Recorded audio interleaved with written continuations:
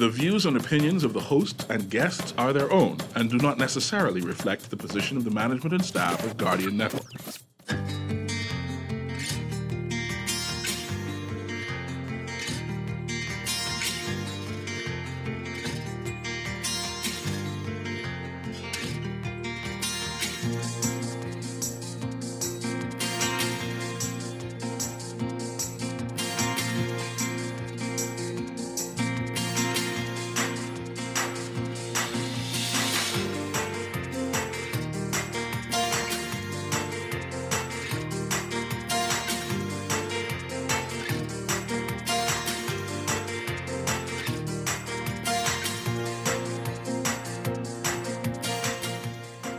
Good morning. Election fever heating up across the country. The National Security Minister expects nearly 40,000 to take part in the advance poll. The Parliamentary Registration Department hoping to avoid advance poll chaos as seen in 2017. And a holiday spike, the Health Minister says the recent rise in COVID numbers likely linked to independence gatherings. It's all straight ahead this morning. I'm Dwight Strachan, and this is Morning Blend. It's a new day. Wake up, it's a new day. It's the start of a new way. You know that it's here. It's the start of the end of the old way. Wake up, it's a new day. Wake up, it's a new day. Wake up, it's a new day. Wake up, it's a new day.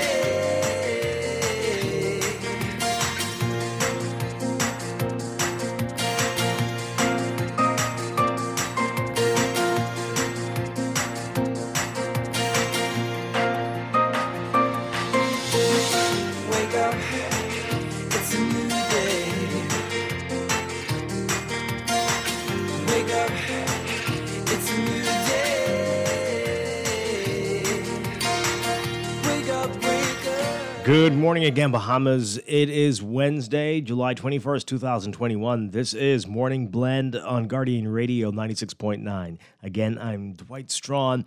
Also coming up this morning, we are going to be talking about some of the exciting things happening with the Bahamas Red Cross. We've got some interesting initiatives, and you definitely don't want to miss that. And later in Morning Blend Business, we are picking up part 2 of our discussion on the rising costs of shipping and the impact that's having on goods and services in the country. That's all straight ahead, but first it's time for the Overnight, the latest breaking news from while we're sleeping, and the top national and international headlines this morning.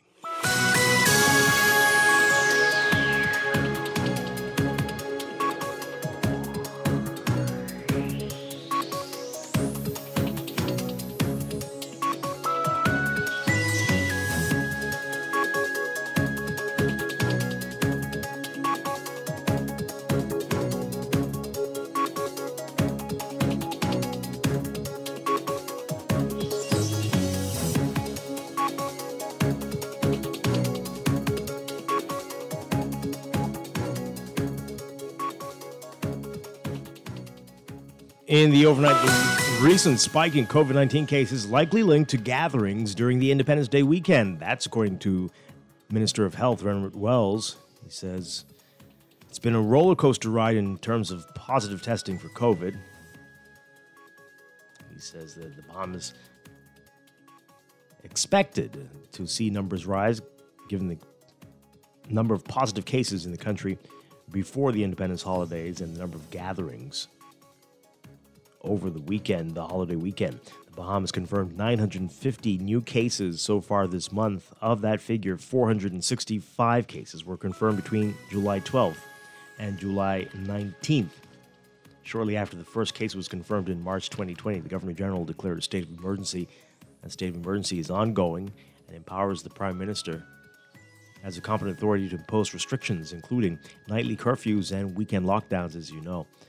Over the last year, on the advice of the health officials, the Prime Minister imposed tighter restrictions whenever there were spikes in cases. However, Wells saying yesterday that health officials have not recommended additional restrictions despite the recent spike. In other news, Minister of National Security Marvin Dames predicting that nearly 40,000 people will likely participate in early voting whenever the next election is called. Dames saying that in 2017 they had in excess of 3,000 people participating in the advance poll. But he says due to amendments in the Act, when you have senior citizens participating as well, you can expect to see anywhere close to 40,000. Meanwhile, the Parliamentary Registration Department intends to set up multiple locations during the advance poll to avoid the chaos that they faced in 2017. That's according to Acting Parliamentary Commissioner Lovato Duncanson.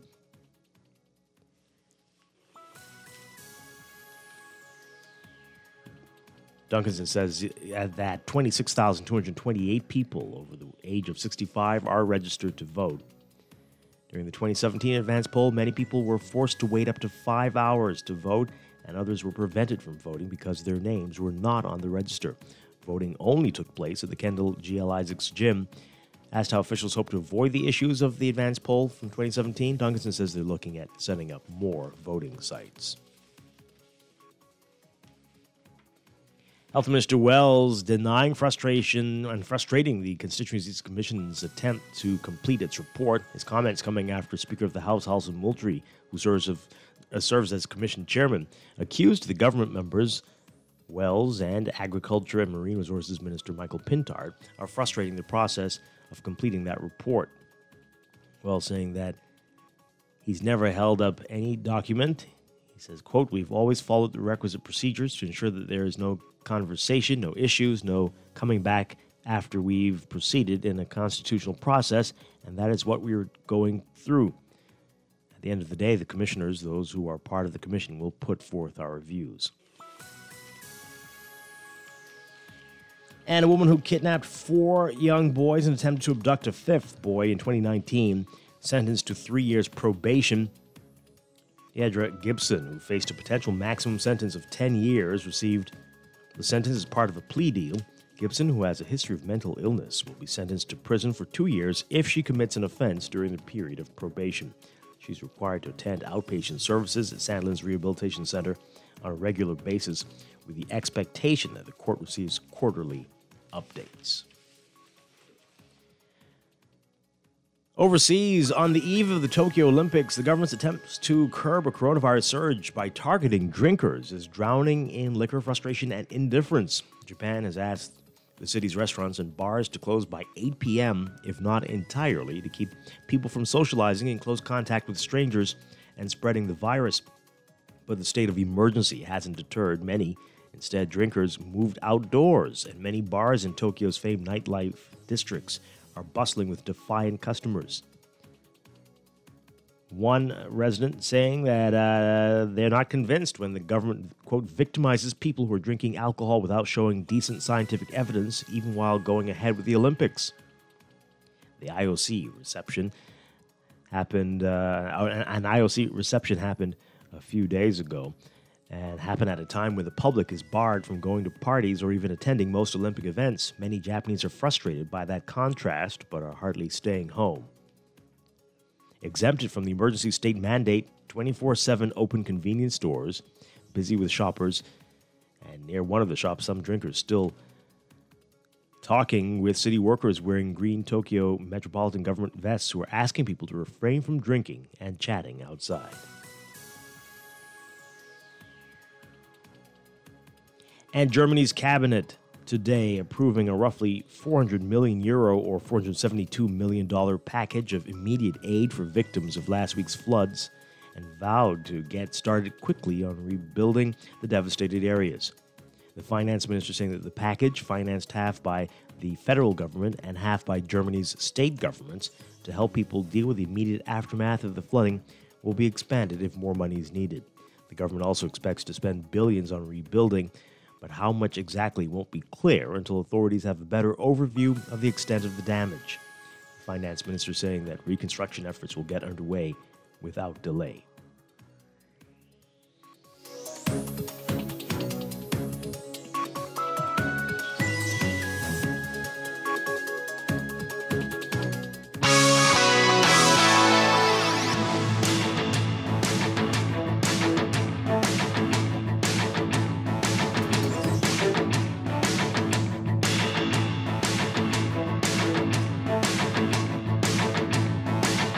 In sports, for the second time this season, Bahamian professional baseball player Miami Marlins Jazz Ratto Jazz Chisholm has been placed on the injured list after an MRI scan revealing a left shoulder bone bruise. Chisholm injured his left shoulder diving for a ball in shallow right field in the bottom of the first inning in a game against Philadelphia on Sunday. He came up grimacing in obvious pain and was taken out of the game. On the plate, Chisholm tried to chase down a shallow fly ball off the bat of Bryce Harper and dove for the ball after sprinting from his second baseman position, but it sailed out of his reach. The way Chisholm grimaced after the injury was alarming, but the preliminary x-ray coming back negative on Sunday. He was not the only Marlins player to be put on the list, the injured list, as first baseman Garrett Cooper was also placed there with an elbow injury. Marlins manager Don Mattingly says the results on both players' injury were good. You can read more about this in today's Guardian Sports section.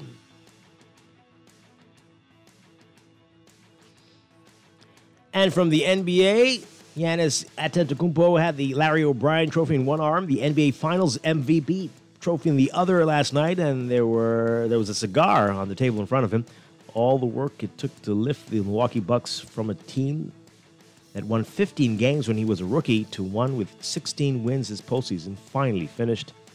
Milwaukee, their first win in 50 years. Antetokounmpo ended one of the greatest NBA Finals ever with 50 points, 14 rebounds, and 5 blocked shots last night as the Bucks beat the Phoenix Suns 105-98 to win an entertaining series 4-2 and cap off a joyous return to a fan-filled postseason after last year's NBA bubble.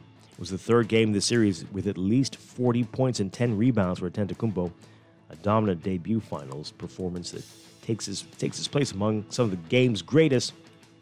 Antetokounmpo finished with 35.2 points, 13.2 rebounds, and 5 assists per game while shooting 61.8%, the first player in finals history to reach those numbers. Again, the Bucks downing DeAndre Ayton and the Phoenix Suns 105-98 to clinch the NBA Finals championship last night. That's sports. And that's the overnight. Time for your first look at weather.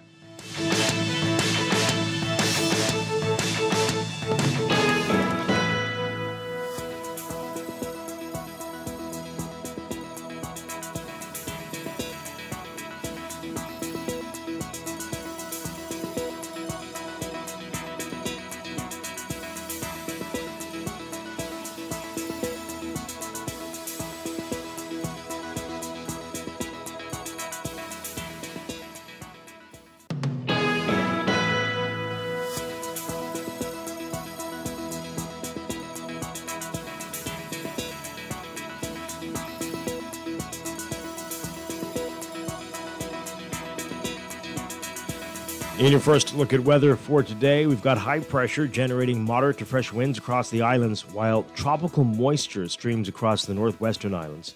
Mariners should be alert for possible waterspout activity during heavy showers and thunderstorms.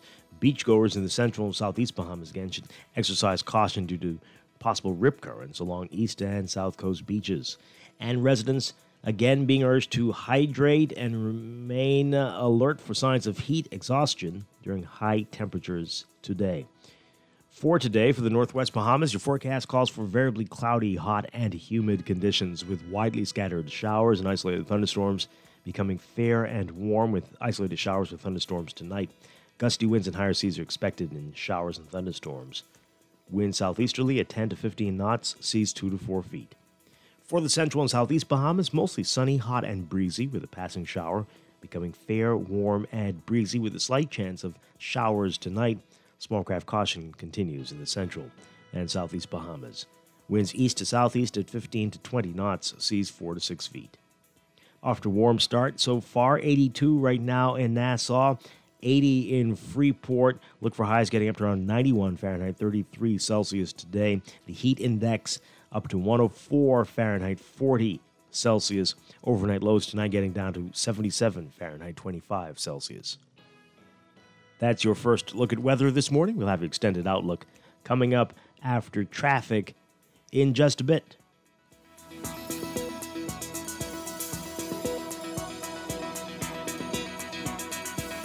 Wake up, it's a new day. It's time for break, but when we come back, we're discussing the day's top stories right here on Morning Blend on Guardian Radio 96.9, your home for fresh news, smart talk, all day. It's start of the end of the old way. Wake up, it's a new day.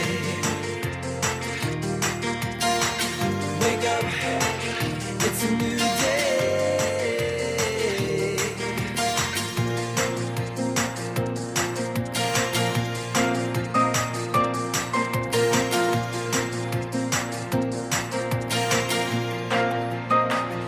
Cash is what we have been using for generations, but it's no longer the only way to pay or receive money. That is great news for business owners. I'm Lasanya Mizik, Managing Director at RBC Royal Bank, encouraging you to find out how going cashless can benefit your business with faster transactions and settlements, better cash flow management, plus reduce risk of theft. Learn more at rbc.com/Caribbean/go cashless. RBC Royal Bank. Banking reimagined. Stay a step ahead of technology with certainty and support from Custom Computers. Our know-how team is here to help you zero in on your next big tech purchase, finding solutions that take your productivity to the next level using only the best and most reliable brands. With 4 stores all across Nassau on East Bay, West Bay, Old Fort Bay, and Palmdale, there's no stopping you from stepping up your tech. Reach out to us at 396-1100. Find trust in your tech. Count on Custom Computers. It's so summer with Esso, and that's why we're giving away thousands of dollars in fuel, food, and other fun prizes every week. Simply fuel up at $25 or more. Enter using your receipt, and you could be a winner this summer with Esso. Terms and conditions apply. Visit bettergasmileage.com/its-so-summer or our Facebook page for details. Promotion ends August 29th, 2021. It's fun! Food, fuel, and other great prizes every week. The Esso brand is a trademark of ExxonMobil Corporation and is used under license. Tired of banks forcing you to use technology to bank the way they want you to? Your convenience is important. So no matter what your banking needs, Commonwealth Bank's friendly staff are always available in branch for that personal one-on-one service. But when you choose technology, our online and mobile banking app offers you state-of-the-art functionality. The choice is yours. Commonwealth Bank. Bank the way you want. Wake up, it's a new day. Wake up, it's a new day. It's the start of the new way. You know that it's here. It's the start of the end of the old way. Wake up, it's a new day. Wake up, it's a new day.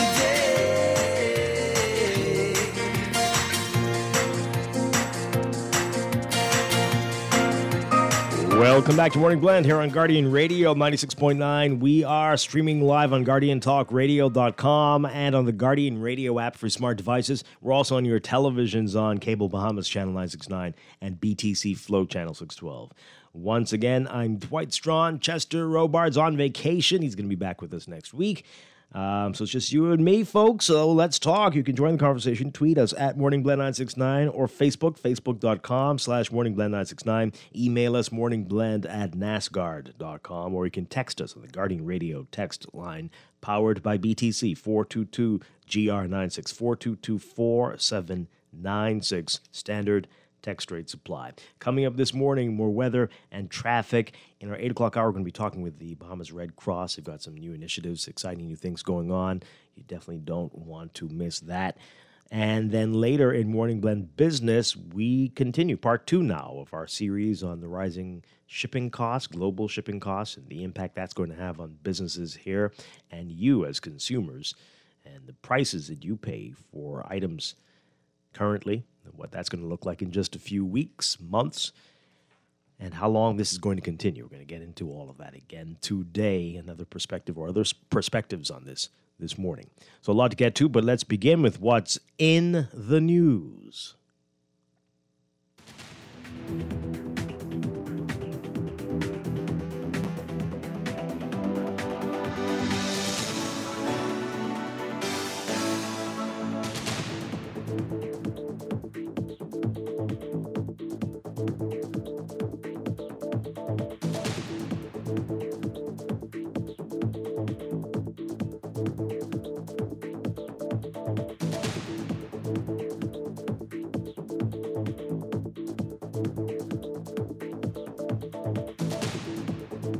And in the news, a lot of independence fever. Independence, well, okay, I'm saying independence because of what we're going to talk about in a moment, but election fever.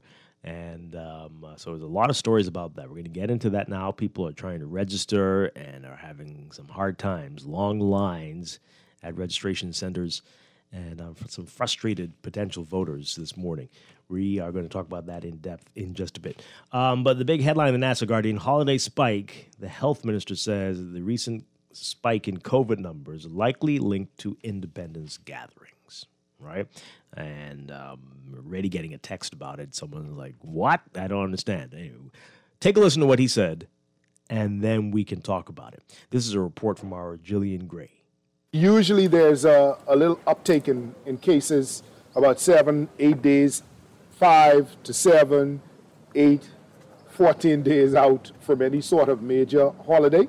We've just come through the entire weekend of independence, and so folks would have gotten together in groups on beaches, in their homes, celebrating our independence, and obviously we would have expected, given the fact that we have had positive cases in the country, that there would have been an uptick.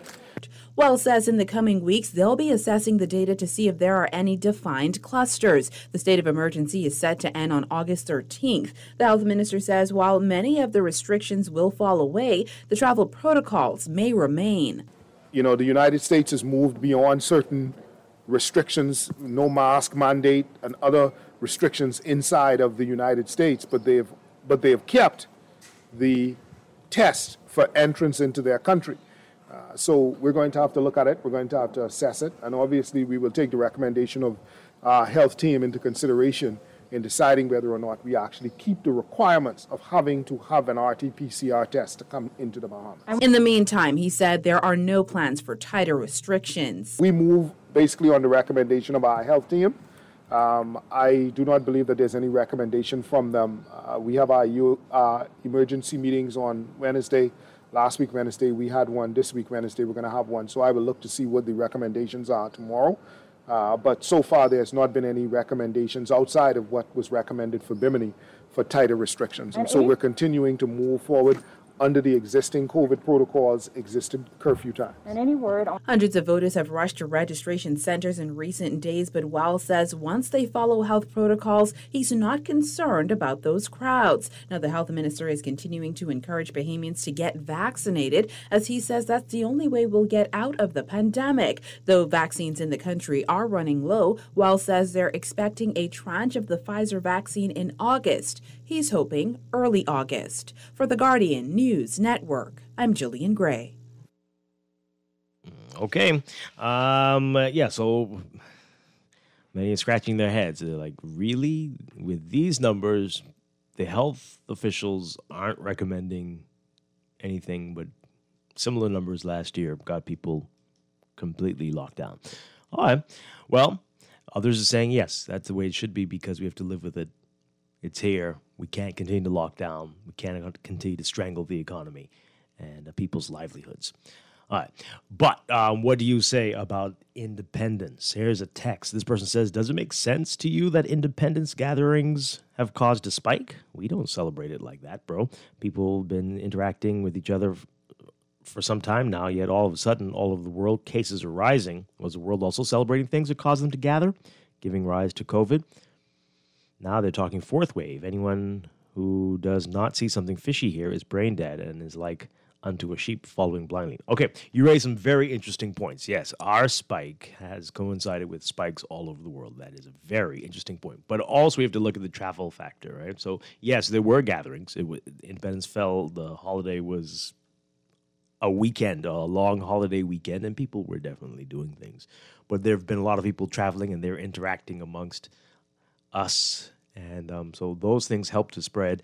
It's not just the Bahamas, of course, we know that, but all of these things. People are working and interacting with travelers, and they are themselves traveling, and there are people all over the place, back and forth, and some are feeling confident. They're not wearing their masks as much and letting their guard down. People aren't sanitizing. You could see that as much as before, and we definitely aren't spraying down all of our food when we buy them anymore. So all of these things are not, it's not surprising that we're seeing this kind of spike. But you do raise some good points. It is happening all over, so it cannot entirely be blamed on that holiday. But as I said, take all the factors together. All right, let's see what you have to say. Continue to text us, 422-4796. Call in, 323-6232, 325-4316, 325-4259. Tweet us, Facebook us, and again, text us. Good morning, caller. You're on Morning Blend. Mr. Strachan, how are you doing, sir? Hi, good morning.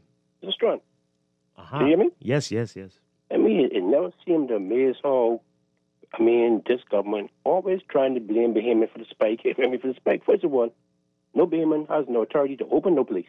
And number two, all the tourists who come in here, they ain't taking no tests. You see the disrespect this government have for Bahamian people? Hello? Well, hey, yes, sure, but there are Bahamians who are doing things as well. We know all of this is happening. It's everything. It's everything. Mr. Strachan, yeah, can you hear me? I can hear you. Sorry for cutting you off. Don't come up publicly and blame Bahamians when no Bahamian has no authority. And Mr. Strachan, and you have to address this now. Why is Chihuahua there? I'm sorry to say, he's a man of COVID-19, so I'm disrespecting it. Mm-hmm. This man boasting and bragging says the Bahamian government make over $1 million of poor people in this pandemic. Something's wrong with that. Mr. Strachan, last thing, right? Uh-huh. You hear me? Yeah. You hear the desperate people is? Mr. Dams said the spike in registration is due to Mr. Philip Brave Davis coming. So that means the people ready to vote in mass numbers, and last night had been a man riot. The people don't want that man. So tell them, ring the bell, let's get us over it. Yeah, we're getting bells. Stop disrespecting payments, okay? Hello? Oh, okay. All right, we're going to talk about that. Stop it. Yeah, thank you very much. And perhaps you should say it's a number of factors, including the gatherings. The gatherings haven't stopped. They haven't stopped at all. We know that. You know that. Come on. But that's not the only factor. We know that as well. And as Dave is saying, it seems like that's the only point they bring up. If Bahamians stop doing these things.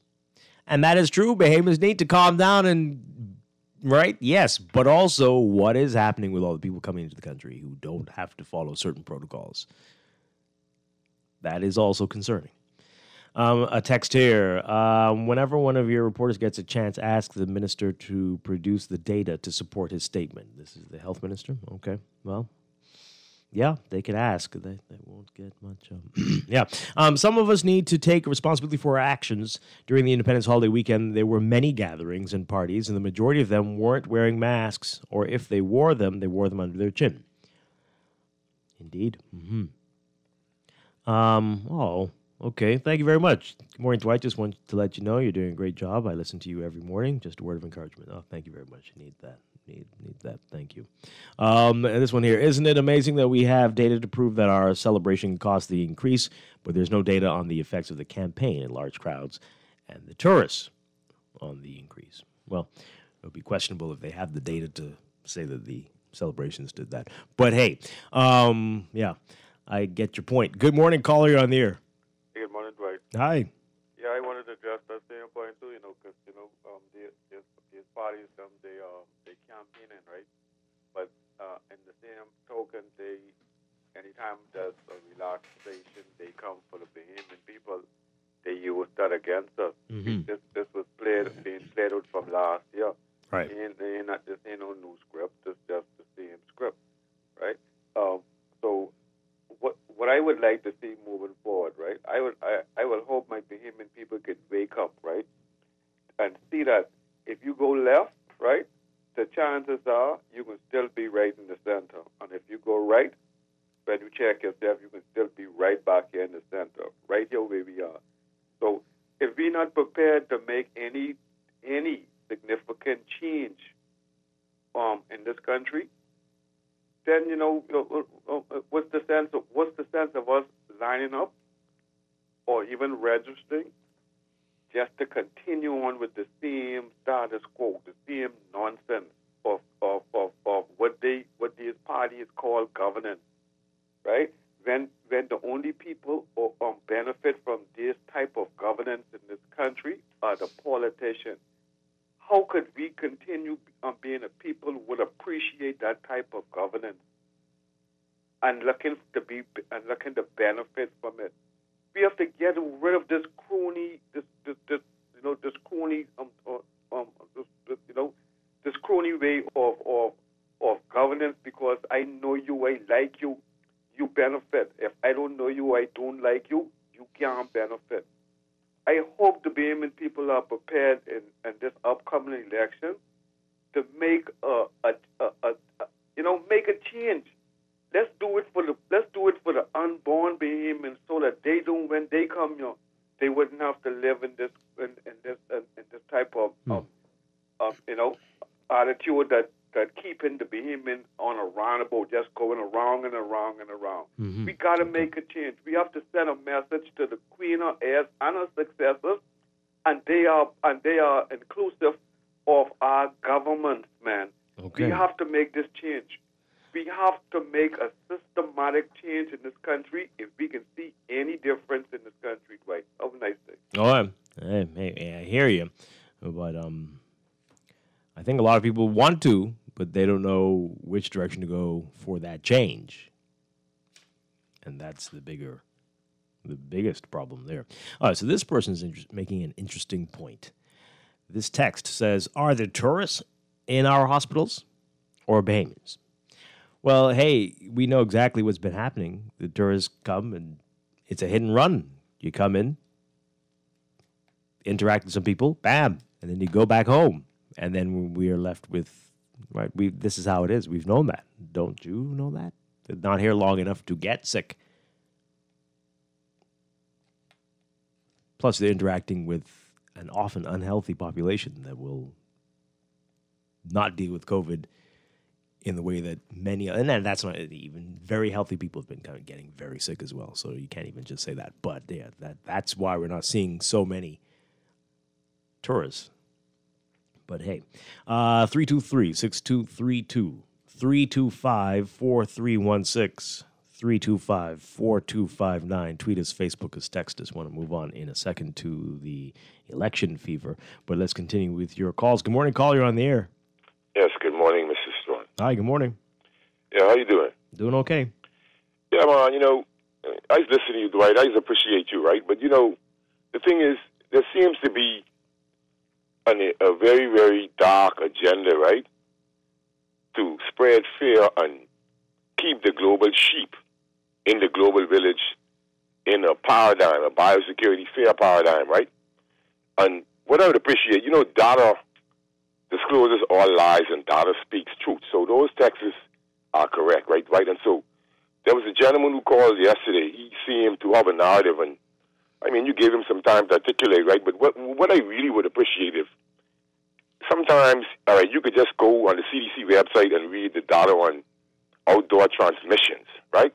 And then show where they admitted that they had give false information, wishing it was really less than 1%, right? And so they said 10%. That's why I said it was less. It was way less than 10%, and it was really about 0.9%, or there was basically no outdoor transmissions. And these are scientific facts. And the fact that the ministers blaming the Bahamian people, the guy who last called up, he made some sense. And I said viral merry-go-round. And so what I'm saying is, Dwight, I just took a tetanus vaccination shot about 2 weeks ago, right? So pushing the anti-vax narrative doesn't say, I'm a human, so I want to determine which vaccine I would take if I decided to take one. But I don't want people to tell me. See, in ignorance, if you as a human being and you take a vaccine and you don't know what's inside it and you really don't know anything about it, and then people rowing you for not taking it, and you can't see the paradigm, the old Machiavellian ideal of divide and rule. Then you're a fool. And so the fact that you're saying people died who didn't take the vaccine, when we see people who have died who have taken the vaccine, you go on the VAERS reporting system, you see where no death is attributed to the vaccine, even if you die 2 minutes later. And so you see the lobbyists and big pharma controlling the narratives via the media. I mean, it's just obvious, man. In the UK, 52,000 people tested positive for this new variant, right? Which is basically the same thing, right?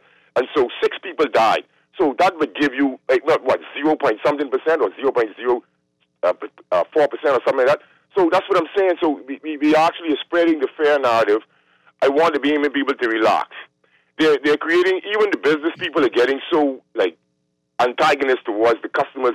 It's, some people, I tell them, I ain't coming back. You know, they spreading this ignorant fear that we are breathing out COVID, don't care what's going on. When people actually explain, that, the studies show that the people who are symptomatic, the interferons, the pro-inflammatory and anti-inflammatory response, the interleukins, they have an increased elevated levels. There are studies linking vitamin D deficiency with a greater interferon anti-inflammatory response. Inflammatory response.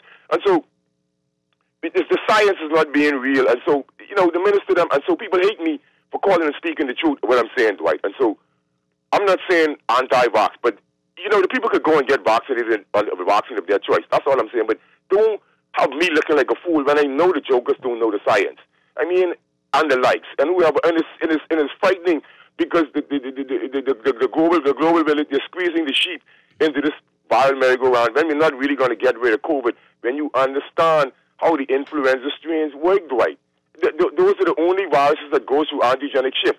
So when I ask questions, some people say they know the science, but Dwight, if you know the science, you would arrive at some of the conclusions that I'm arriving at if you follow it. The old gentleman said people going on YouTube reading this but that's foolish because, you see, I'm 57. Google is about 20 years old. Why would you tell me when I have books older than me? I'm certain people who work for you all, older than us. And what I'm saying is, why would you... It's hurtful when people saying about what you read on Google and Facebook. I've read books before Google and read them on Google. Okay. So this narrative about going on Google and YouTube, that's jealousy, that's information apartheid, and it's BS. Okay. All right. Thank you. Thank you very much. We always appreciate your contribution. Hey, I don't think... okay, let me just leave that there. Let me read a few more of your messages, and then we're going to talk about registration, election, and what's happening out there. Okay, this text here. After that funeral rush last Saturday, we can definitely look for cases to increase. Well, I don't know. We'll see. You heard what 52 says. The chance of you getting it outdoors is greatly limited, but those people were pretty close. They were pretty close. They were closer than 6 feet, right? Right up, and they're dancing in there. I don't know. We will see. Let's hope not, but it wouldn't be surprising. It wouldn't be surprising. Another one saying, what you're saying is not making sense. They give it to us, the tourists, and then move on, and not a single one of them comes down with the sickness before they leave. Hey, it takes a few days, right? A lot of people are asymptomatic. It's a lot of things like that. So it doesn't. That's been happening. Okay. Anyway, so you're saying what? It's just the Bahamians then. That's what you're saying. It's not the tourists. Stop blaming the tourists. It's only the Bahamians. Is that what your text? That's what you're trying to tell us? Okay. Well, then just understand that it's out there. Act accordingly. This is all about elections here. The caller is correct. The Bahamas is going around in circles. We are placing, as I say, Band-Aids over wounds that require surgery. Example, the government wants to have a permanent voters register when the current register is at its worst with hurricane and COVID deaths and missing people. We need to fix things in this country and not cover them up. All right. So yeah, let's use that to transition into the other big story of the day, election fever. People are registering and some are having a hard time at the registration centers. The lines are long and they're taking a long time to deal with the people who are there. and it's causing a lot of frustration. So, we've got multiple reports for you this morning. Voter registration numbers skyrocketed again compared to just a week ago, as Bahamians rush to registration centers ahead of the dissolution of Parliament, which many believe will be very, very soon. It's prompting officials to make adjustments, including bringing on more staff. Our Kyle Joaquin has more in this report. We're here outside Cable Beach Post Office, which is another registration site, and if you take a look behind me, the line is much shorter than it was yesterday. We spoke to Acting Parliamentary Commissioner Lavardo Duncanson, who said they had to make several adjustments after yesterday. We've sought to reassign some resources so that we can better serve persons as they present themselves for registration. After a hectic Monday evening that saw some people wait for hours to register to vote, the Acting Parliamentary Commissioner says things are running much smoother. Following speculation by the opposition leader and House Speaker that Parliament could be dissolved on Tuesday, eager voters flocked to get registered, causing a 10-time jump in registration numbers for New Providence from 30 on one day just the week before to 348 on Monday. And Duncanson said some of those people lined up didn't have to be there. We are seeking to be as proactive as we can in going through the lines to determine who is on the line, to determine the purpose of being on the line, and to facilitate whatever pre-visit, pre-application, pre-presentation when they enter into the room itself for registration, so that we can field out, we can sort out whether or not that individual actually needs to come in. At the Parliamentary Registration Office on Farrington Road, the line was not as bad as it was the day before, but still a bit of a wait. It doesn't make sense. The hullabaloo and the bunch of hoopla and the hula hoops they want you to run through, I don't think it's a necessary evil. The system is moving swiftly. I don't see a problem. Over at Cable Beach Post Office the night before, some waited for hours as they watched it take up to 45 minutes for one person to be registered. And today, it's terrible. They could have put a canopy, or they could have a senior citizens line. And we moved from there to here. Still about 10 people ahead of me. John Saunders said he was prepared to wait however long it took. They want to have some flags on it, you know, and they can let me know exactly where I may have went wrong with it. So that's why I'm be sure that I'm prepared, because when time for the bell to ring, I don't want to be the one to go on the side and not to put down my vote. Inside wasn't so bad, just outside waiting, and the sun was a little bit daunting, but inside they've got their act together. It's been pretty good. Over 191,000 Bahamians are registered to vote, with the largest age bracket being those between the ages of 41 to 50, followed by 51 to 60-year-olds. Those between 31 and 40 years old make up the next biggest bracket, with nearly 32,000 registered. Monday's chaos raised concerns about just how prepared the department is for the advance poll, which was disastrous in 2017.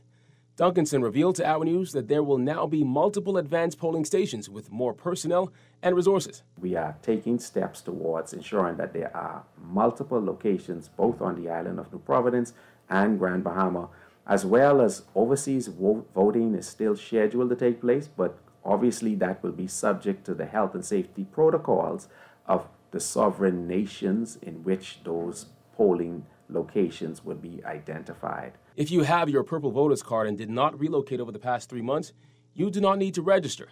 If your voter's card is lost and you've moved, you will need a police report and proof of your new address. Reporting for the Guardian News Network, I'm Kyle Joaquin. All right. So there's a lot of reaction to this. This went viral. Somebody posted on social media a picture of their voter's card as they transferred. And I don't know if it's accurate, but this is what they posted, right? And so it's got, they say that the person who registered them scratched out their old constituency and wrote the new constituency in red pen. And it's like a term paper with all kinds of red ink all over it, and scratching out stuff. And oh, man, that's very, very sad. There was more frustration yesterday, and our Christina Dragovich with our media partners from Our News has more in this report. Take a listen.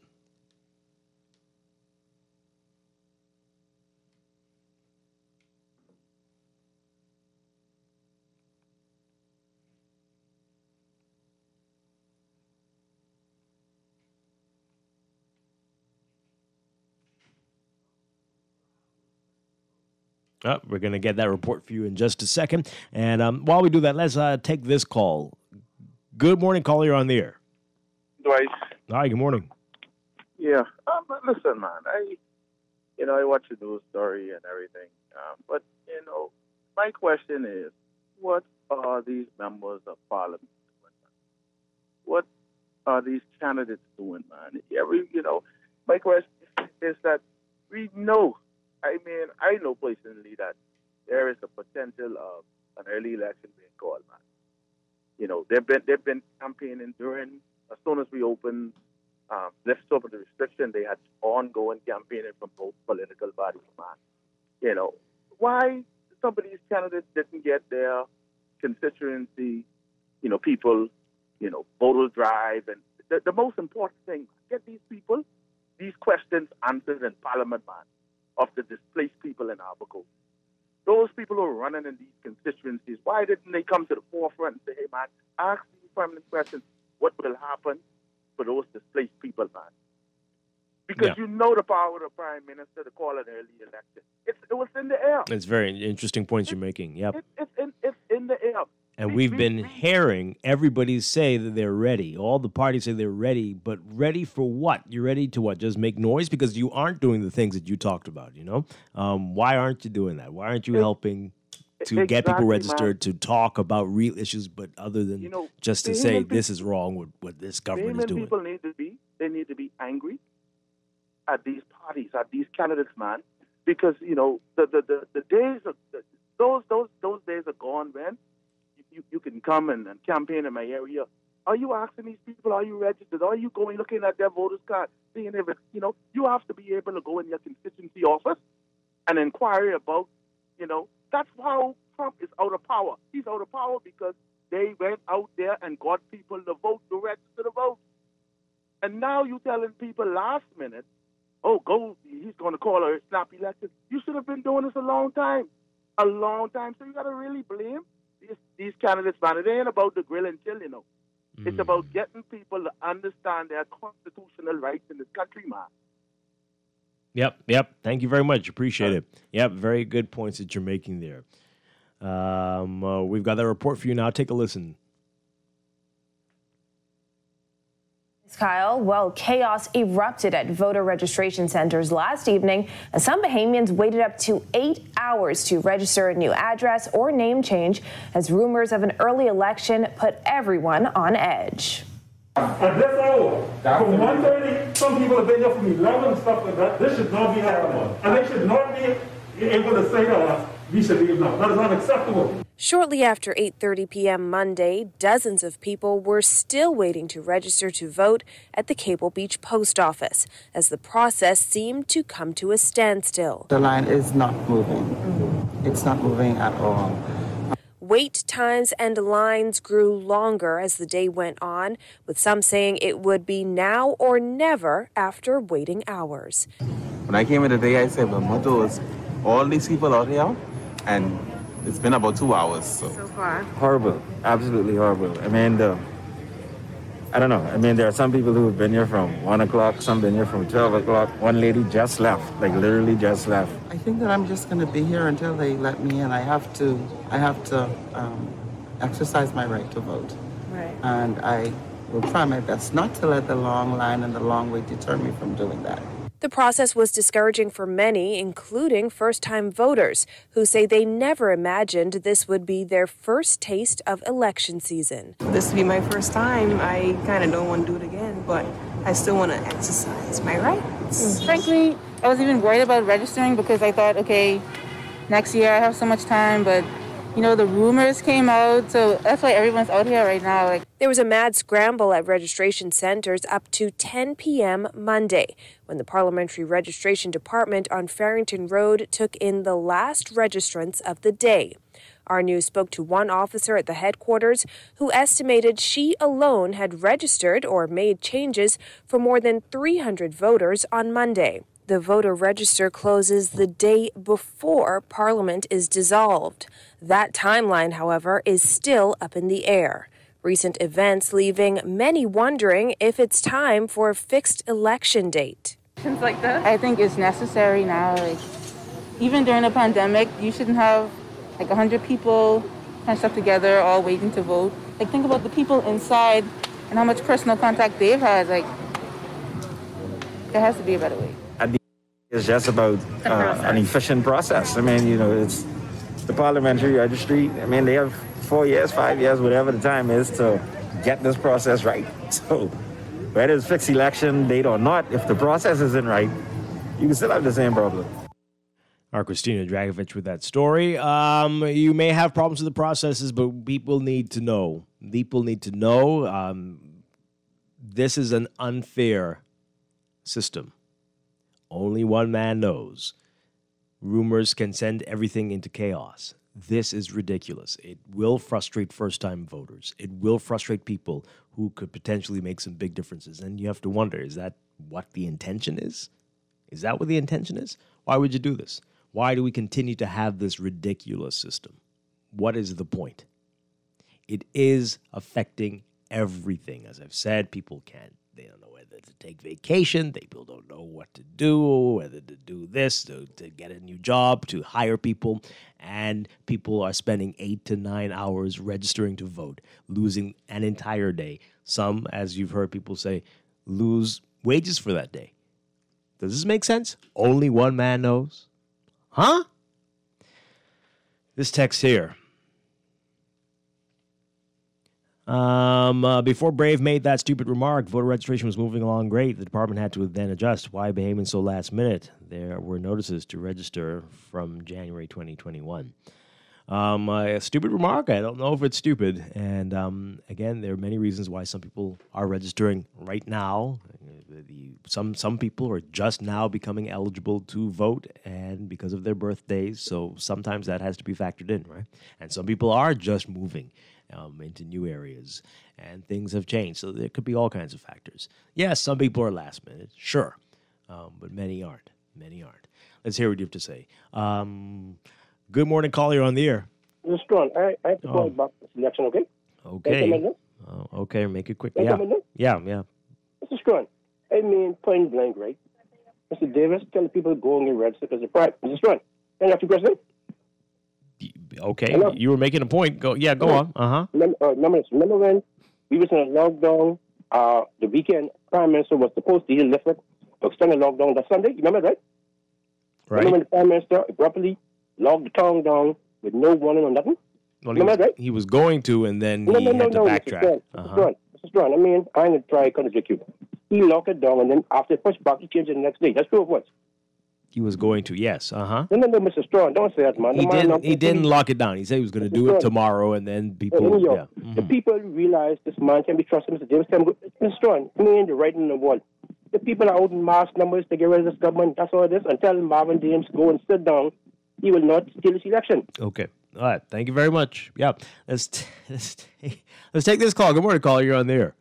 Yes. Good morning, Dwight. Hi. Good morning. Yes, you know, what I like to say is that, you know, the 52, right?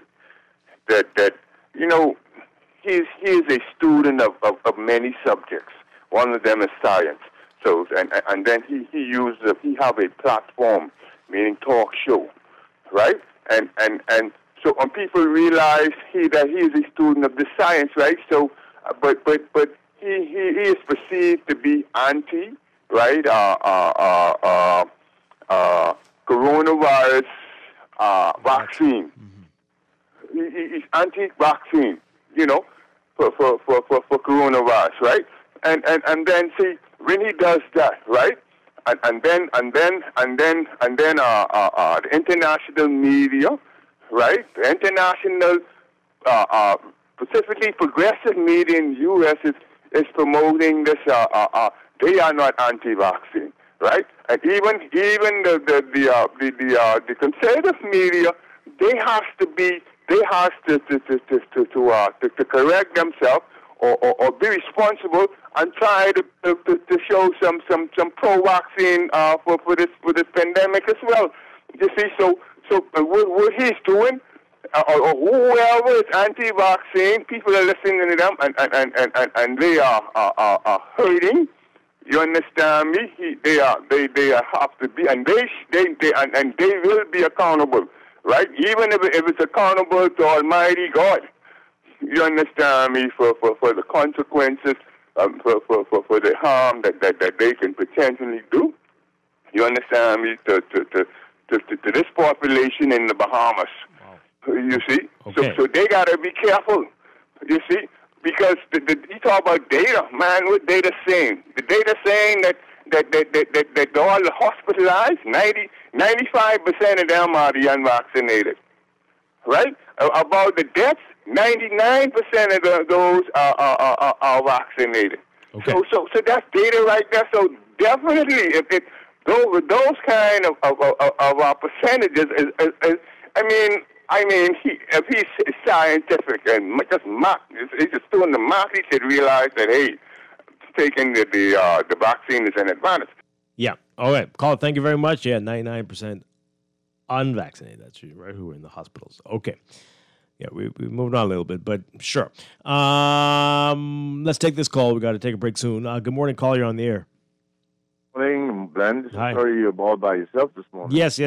How are you? You pull through. I'm great. But we could do better. Seriously, think about this. This British educational system that we have inherited really isn't working for us. And I don't know if it's something that we can't stop or we have to continue with the averages for the rest of our lives. Maybe someone else is controlling this and we have no control. But I think we do. All right, because we can make this election registration and voting process the last time we go through this. It's only going to get worse. The Prime Minister knows it's not getting better, so he may want to call a snap election. All right? But maybe we could collectively get together and make a firm decision that we're going to make an about turn. Because this earth isn't flat anymore. We could go around. We could go around all of this garbage and get rid of both of these two parties that refuse to adjust our constitution to get us free from the British monarch. Because they still control us. We still pay queens, fines, people. Come on, let's break it. This ignorance got to stop. Help me out of this, please. Okay. All right. But who we going with? Where do we go? Who will lead us out of the wilderness? Who's it going to be? Okay. Callers, hold on. We're going to take a break and be back. We'll come back to you. This is Morning Blend on Guardian Radio 96.9. A lot more election talk. Stay with us.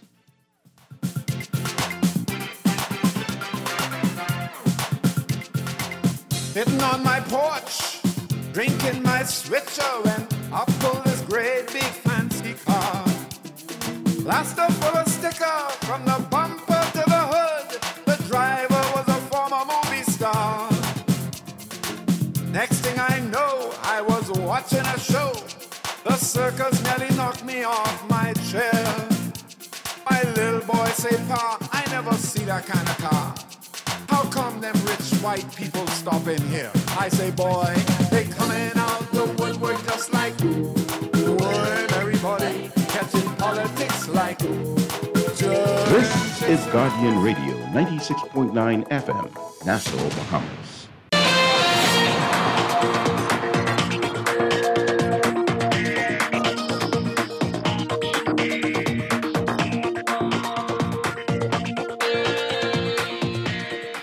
.45, time for your first look at traffic for this morning, brought to you by RBC Royal Bank.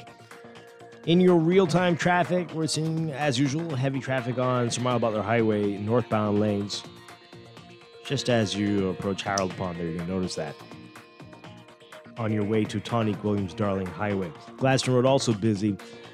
The closer you get to JFK Drive in the northbound lane this morning. Blue Hill Road, building traffic there, just north of Soldier Road, the northbound lanes to the Independence Drive roundabout, and Carmichael eastbound to Blue Hill, the traffic is building there as well.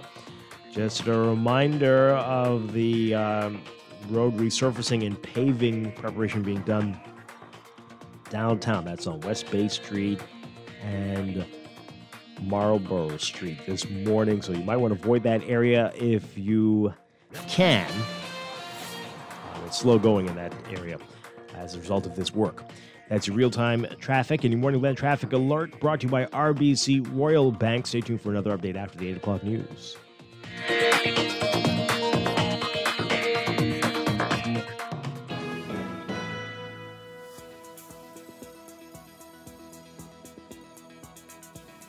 And time for another check of your weather for today. We've got high pressure that will generate moderate to fresh winds across the country today, while tropical moisture will stream across the northwestern islands. Mariners should be alert for possible waterspout activity during heavy showers and thunderstorms, and beachgoers in the central and southeast Bahamas should exercise caution due to rip currents along east and south coast beaches. And all residents being urged to remain hydrated and be alert for signs of heat exhaustion during high temperatures today. For the northwest Bahamas, we're expecting variably cloudy, hot, and humid conditions with widely scattered showers and isolated thunderstorms, becoming fair and warm with an isolated shower or thunderstorm tonight. For the central and southeastern islands, mostly sunny, hot, and breezy with a passing shower, becoming fair, warm, and breezy with a slight chance of showers tonight. Smoke-off caution continues for the central and southeast Bahamas. High temperatures getting up to around 91 Fahrenheit, 33 Celsius, but the heat index will make it feel like 104 Fahrenheit, 40 Celsius. Overnight lows tonight getting down to 77 Fahrenheit, 25 Celsius. In your extended outlook, high pressure will continue to control weather across the country over the next few days as it slowly shifts to the south.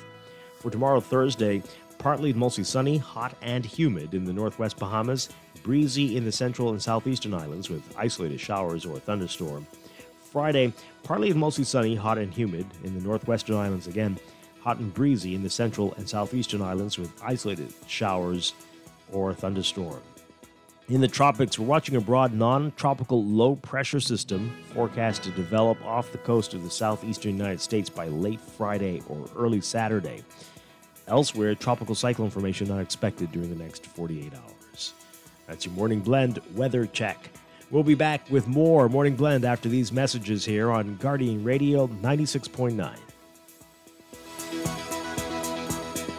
RBC Royal Bank introduces our new Saturday banking services on Saturday, July 17th at Cable Beach, Carmichael, and Prince Charles, operating 9 a.m. to 3 p.m. New services will focus on helping clients with advice-oriented needs and getting them more comfortable with RBC digital banking. Cash will only be available through our ATMs and accepted for deposits via our ATMs or non-stop depository services. If you have questions, call our advice center at 356-8500.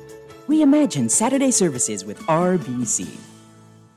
Travel less, but vacation more by indulging yourself and your family with the ultimate staycation getaway at Atlantis. Sleep in, relax, play, go out. Say yes to a fantastic staycation in your very own paradise just over the bridge. For reservations, call 363-6483 or visit Atlantis Local on Facebook for details. You invest in your children, your home, and your community. But are you investing in your financial future? At CFAL, we specialize in investment management, retirement planning, mutual funds, and private wealth management. Our team of experts never stops helping you plan for tomorrow. Because tomorrow begins today. Call us at 502-7010 to see what our financial advisors can do for you. CFAL. Growing wealth for future generations. Travel less, but vacation more by indulging yourself and your family with the ultimate staycation getaway at Atlantis. Sleep in, relax, play, go out. Say yes to a fantastic staycation in your very own paradise just over the bridge. For reservations, call 363-6483 or visit Atlantis Local on Facebook for details. Technology serves to make our lives better, so why not your business too? At Custom Computers, we've been maintaining our knowledge and relationships with top tech companies since 1987 and carry only the most trusted brands like Apple, Microsoft, HP, and more. No company has helped more businesses build reliable IT systems than Custom Computers. You name it, we've done it. Call 396-1101 to talk to any of our business experts. Find trust in your tech. Count on Custom Computers. This is Guardian Radio, your station for up-to-the-minute news, intelligent, interactive, and engaging conversation. 96.9 FM.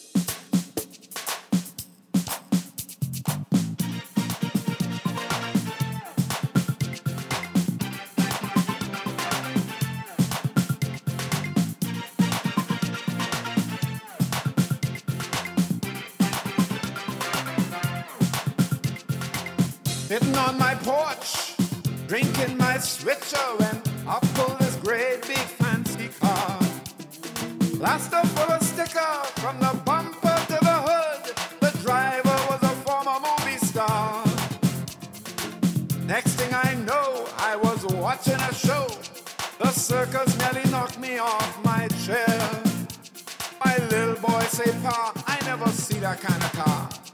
How come them rich white people stop in here? I say, boy, they coming out the woodwork just like boy, everybody catching politics like germ chasing after sweetness just like lie. All that means is 5 more years gone by.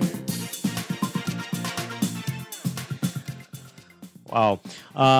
Welcome back to Morning Blend here on Guardian Radio 96.9. Dwight Strong with you on this Wednesday morning. These things are timeless, eh? This is how it's always been and always will be. Nothing's changing. Boy, I tell you.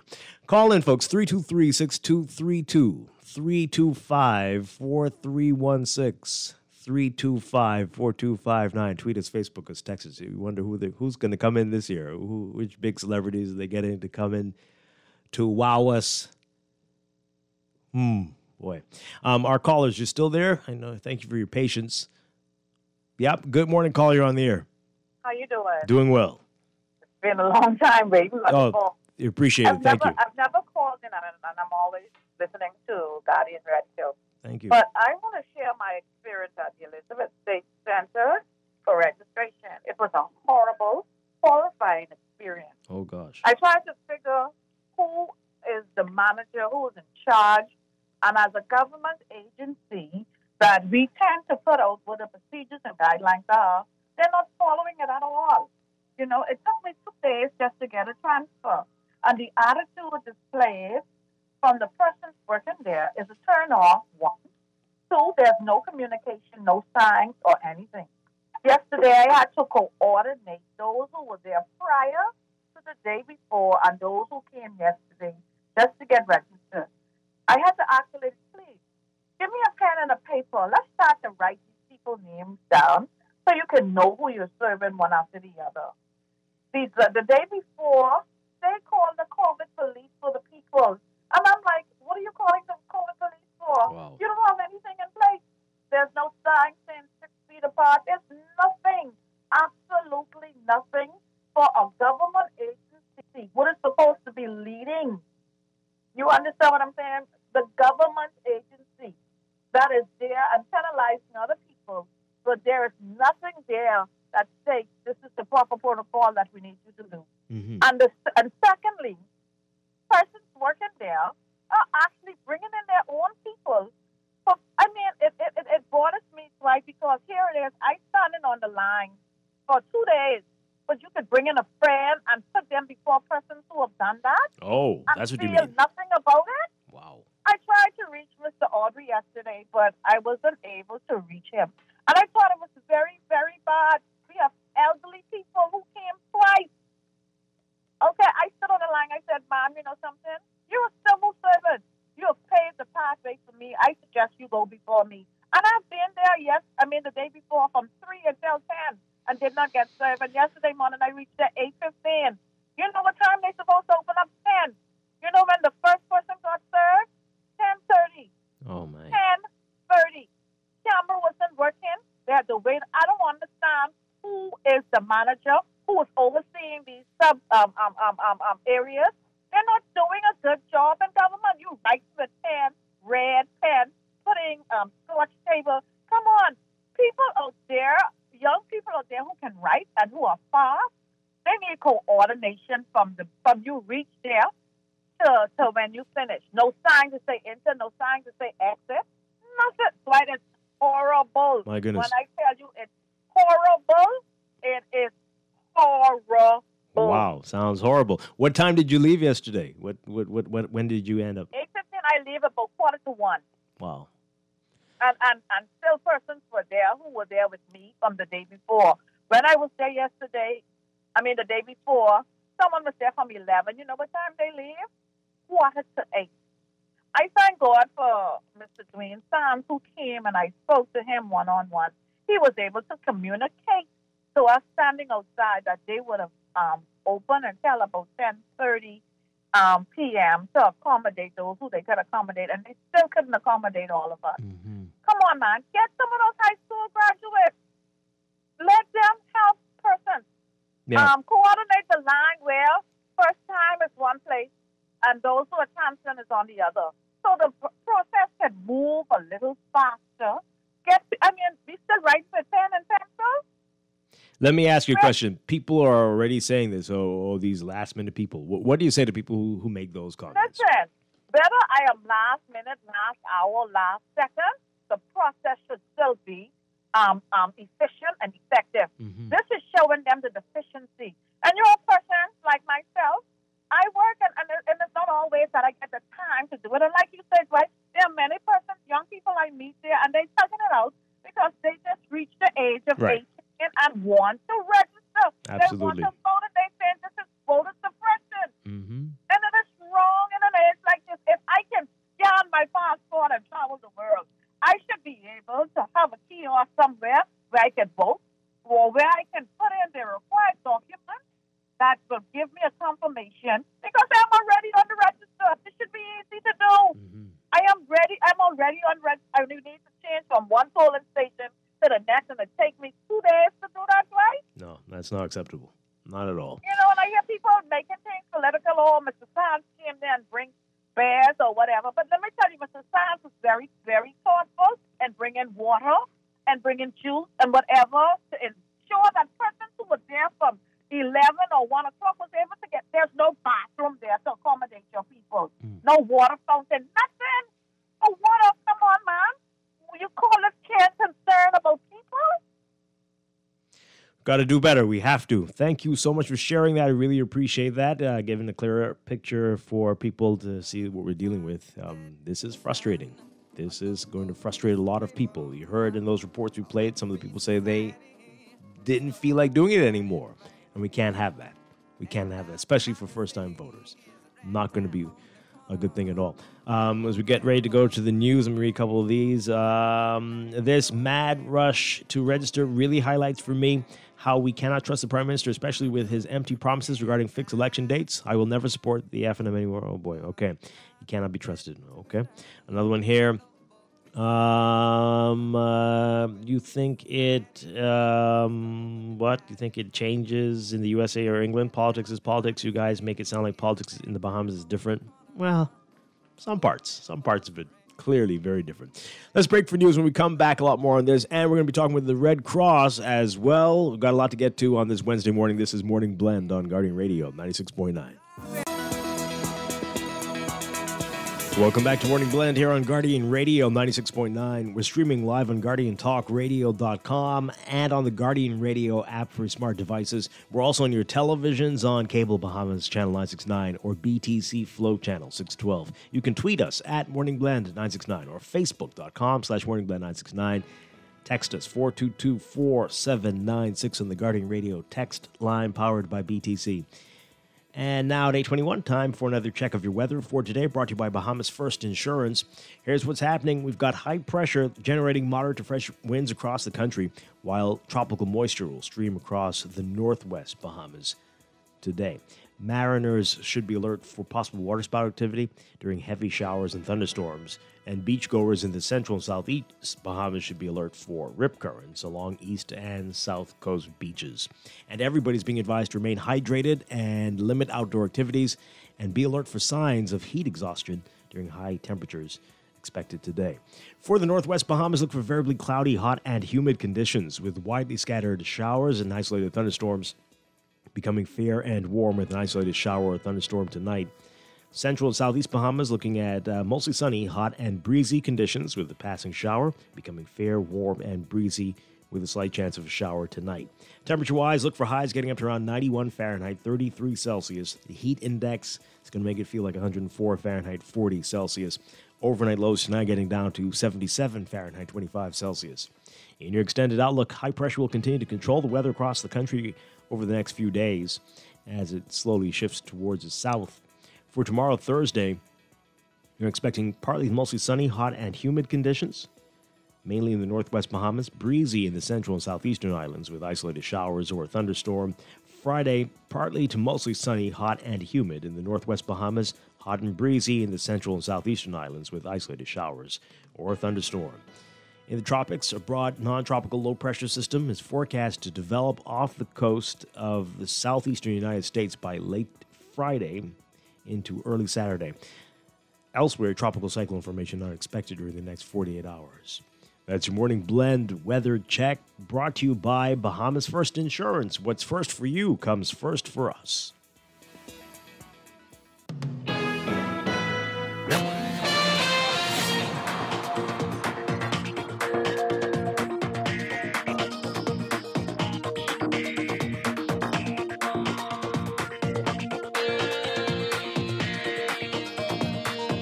And at 8:23, time for another check of your traffic for this morning, brought to you by RBC Royal Bank. In your real-time traffic, you're seeing that heavy traffic on Blue Hill Road from Carmichael all the way up to Independence Drive and the roundabout there, mainly in the northbound lanes just north of Soldier Road. That's where it's going to be very heavy, but also near that junction with Carmichael Road. Carmichael Road eastbound also busy this morning, heading toward Blue Hill Road. Mile Butler Highway also seeing heavy traffic. The closer you get to Tonic Williams Darling Highway and the roundabout there, Tonic Williams Darling Highway backed up a bit westbound towards that roundabout as well. Gladstone Road northbound, especially the closer you get to JFK Drive, you're going to be seeing that slow-going traffic. And Carmichael Road westbound to Coral Harbor Road, got a long line of traffic there. Reminder about West Bay Street and near Nassau Street and around Marlborough Street. You can see that traffic as paving work continues there. They are raising the street and preparing it for paving. You might want to avoid the area if you can. It's pretty slow going if you are there. So find an alternate route that would help you out this morning.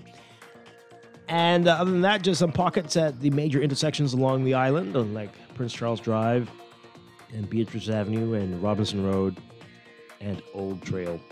And then Soldier, Bernard, Wolf, and Village Road. That's what we're looking at this morning, your real-time traffic and your morning blend traffic alert, brought to you by RBC Royal Bank, banking reimagined.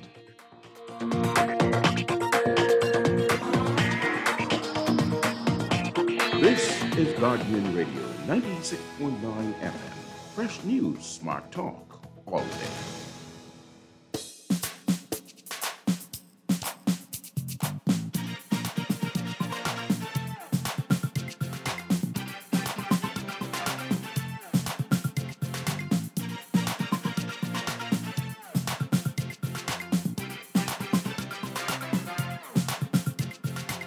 Sitting on my porch, drinking my switcher and We're back here with Morning Blend on Guardian Radio 96.9. Dwight Strachan with you on this Wednesday morning. Coming up in a few minutes, we're going to be talking with the Bahamas Red Cross about their lifeguard certification program.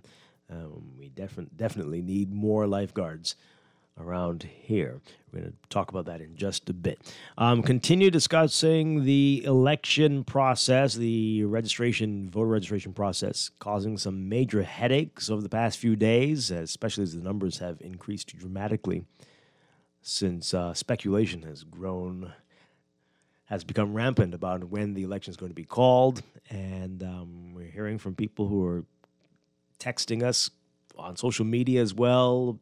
We just heard that caller who described a nightmare. It took her 2 days. She moved. It took her 2 days to change that. People waiting for 8 to 9 hours. What is happening? Why is this like this? And people are asking some really good questions. People wondering why there is all this confusion when fewer people needed to register because of the permanent register. Why is this happening? Well, as we said, a lot of people are of age now. A lot of people have moved. A lot of people were displaced from Hurricane Dorian. And a lot of people are confused. And I don't know if the messages have been clear enough. Right? We had callers yesterday asking if their voter's card was torn or missing, what that means, if they have to re-register, right? All right, here is a text. Mr. Davis told people to make sure they register or transfer because of the possibility of an early election. And some people want to say his comments were irresponsible. It's his job to inform the Amy people. The Prime Minister should do the same thing because only he knows the date of the next election. That is right. That's the responsible thing to do. Absolutely. And again, we wouldn't be in this situation if we had a fixed date. But, yeah, that's what you're supposed to do. You're right, texter. You can call in 323-6232, 325-4316, 325-4259. Tweet us, Facebook us, text us, 422-4796. Can't register once they dissolve Parliament. Well, how smart, sensible, fair is that? Another text here. The recent debacles at the polling registry are seemingly placed at the feet of politicians. But this is unfair. Civil servants are responsible. They ought to be held to account. Why wait until an election is imminent to streamline the process? This is abject failure on the part of the people in charge of this process. Let's cease allowing these people to hide in the background while the politician takes the hit. Really? Okay. In some cases that may work. I don't know if that applies here. I'm not too sure. This was a big change that's happened, and again, they are the ones controlling the purse, as in terms of the education process, getting the word out there, and we haven't really had that. A few billboards in a couple places and a post on Facebook. That's not acceptable, especially for something as important as this. So there's enough blame to go all the way around. As usual. Caller, good morning. You're on the air. Morning, guys. How are you this morning? Doing well. Do you guys remember last week the Prime Minister was at an event on one of the family islands when he told the Bahamian people, go and register to vote? Yeah, he did that as well. You're right. Well, so if there's a frenzy, the frenzy would start for months. Because if there is not an election called till next year, right, why would you tell people to go register to vote when they know they have a certain period of time to go and register to vote? Because remember now, they promised a fixed date for elections. Yeah. This could be solved in a matter of minutes. All the Prime Minister have to do is just call a date if he wants to and say, listen, the election, or come back to the news media and say election won't be held till next year. So, guys, there's no fear. There's enough time for everybody to get registered, but I still urge you to go register now. Right. And that's what he could have done that day when he said that. I'm not blaming the Prime Minister, but he has to take a lot of this blame also. Yeah. Because he's the one that went on national radio and television and tell people to go and register to vote. So why would you do so in such a time where we are 9 months away? Yep. Thank you. Think about that too, Dwight. Yeah, no, you're absolutely right. Absolutely Thank you, right. man. Have a nice day. This one says here, I registered with a change of address in March. It took me 10 minutes. That's wonderful. I'm very happy for you. It's excellent. Good morning, caller. You're on the air. Okay. This text here, this is back to COVID. Hey? This one says, on June 10th, Dr. Sands said it looks like we're coming out of the third wave. On June 28th, Michael Mora announced 13,000 cruise passengers would be coming to the Bahamas between July 2nd and July 10th. On July 6th, the PHA made an announcement that PMH was at full capacity for COVID beds. Why are your reporters letting this man who wouldn't know the truth if it beat him up tell us the COVID spike started with the Independence holiday? Lies. Why are the reporters letting him? Hey, the reporters are letting you know what he said.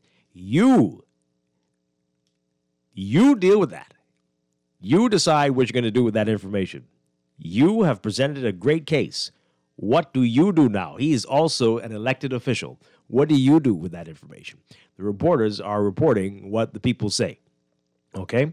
So, hey, that's now the ball is in your court.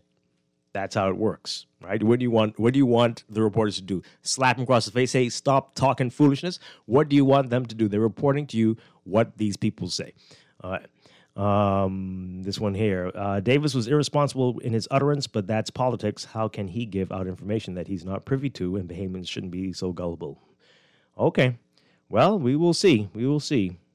We will see. Again, as the caller pointed out, the Prime Minister, too, has been urging people to get out and register. Now, Davis just put a date in there, but pretty similar. This one here, the Prime Minister himself said publicly a few days ago, before anyone else, I urge you to register ASAP if you're not already. Yeah, same thing the caller said. The current registration process is a reflection of the current leader. He can't seem to get anything right. Get him out of there. Hey, we have these challenges every single election. Every single election. Remember, we just were talking about it, how the advance poll in 2017 was a disaster. We just seem to have issues with doing this often.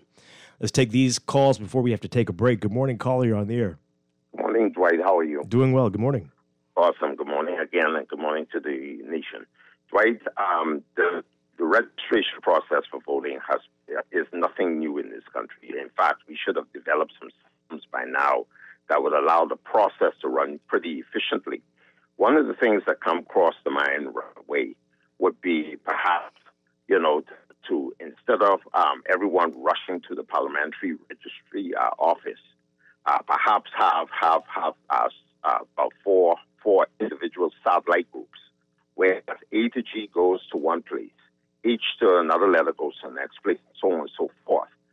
It means that instead of the huge congregation of persons in the parliamentary registration office, you would have persons with those letters going to the individual satellite sites, and just an all parliamentary office has to ensure that letters, their cards or the credentials that they would need to have is actually available at the site. Mm-hmm. I think the process, well, they have the sites, but the what you're calling for, that's interesting. The only people with these letters, that's an interesting proposal there. Mm-hmm. The process then would filter a lot better. I'll close on this. Final would be that time voters. I believe that, and those who are preparing for the first time voters, and those who are just preparing to register to vote, and already location need to be given to them. I think then that too would help to alleviate a lot of this stuff that a lot of persons are thinking about at that office. It takes the pressure off there who has to do multiple things to try and one client, and let the process just continue. I mean, this isn't rocket science. We should have been able to figure out some systems by now. Mm. Thank you for taking my call this morning. Do I continue the great work in Bahamas? Exercise your democratic right to vote for the candidate. Okay. All right. Thanks a lot. And we'll take this final call. Good morning, caller. You're on the air. Good morning, Dwight. How are you? Doing well. Good. I hope this process don't turn the new young voters off. Hey, that's what they're saying already. They're already saying that. The majority is going to be them. Mm-hmm. Because and the ones like the persons who moved, especially from Ireland to New Providence. But the young people, I don't want them to get discouraged. Take your drink, or take something or whatever. Take your vitamin tablets early, and go in there and stand. You can take your umbrella. Yeah, take an umbrella, it seems. Yep. Mm-hmm. Yeah, you need to take. Just be prepared because this is important. My granddaughter, she would be 18 on Saturday, God spares life. Wow. And so she saw her life. I hope she gets to do it. I hope she gets I hope to. So. What it is what it is. But I hope this doesn't turn them off, because these are the ones people are saying that and criticizing, and that's what we do so often and so bad. We find fault. These are persons who these people, they heard they should have done it a long time ago, right? But you have persons who have just turned 18, and they are the ones, they are the majority, so let them, I hope, like I said, we have to encourage them to go with them, and because this isn't really anything new, Dwight. Right. For years we've had long lines, because, and some persons, the last election, they waited, and then when you look, boom, the lines were to the road, and some people were turned away. But just be prepared, go early, and take what you need to take with you, and don't leave those umbrellas. And wear cool clothes, wear cool. And probably sunblock as well. Yeah, you need that. Just be safe. Yeah. Be safe. Thank you very much. Appreciate it. Do I read this text? Oh boy. I mean, you're giving me a chuckle, but but this is depressing as well. This texter says, I want to go on that vaccination cruise to Florida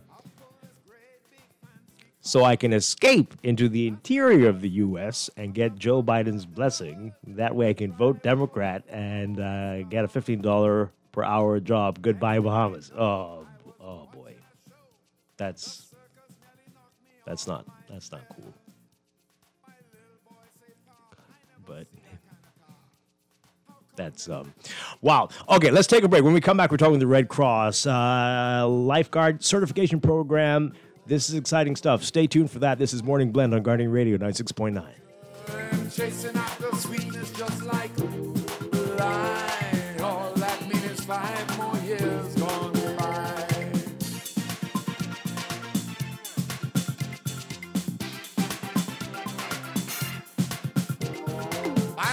Gone past since I see them fellas last.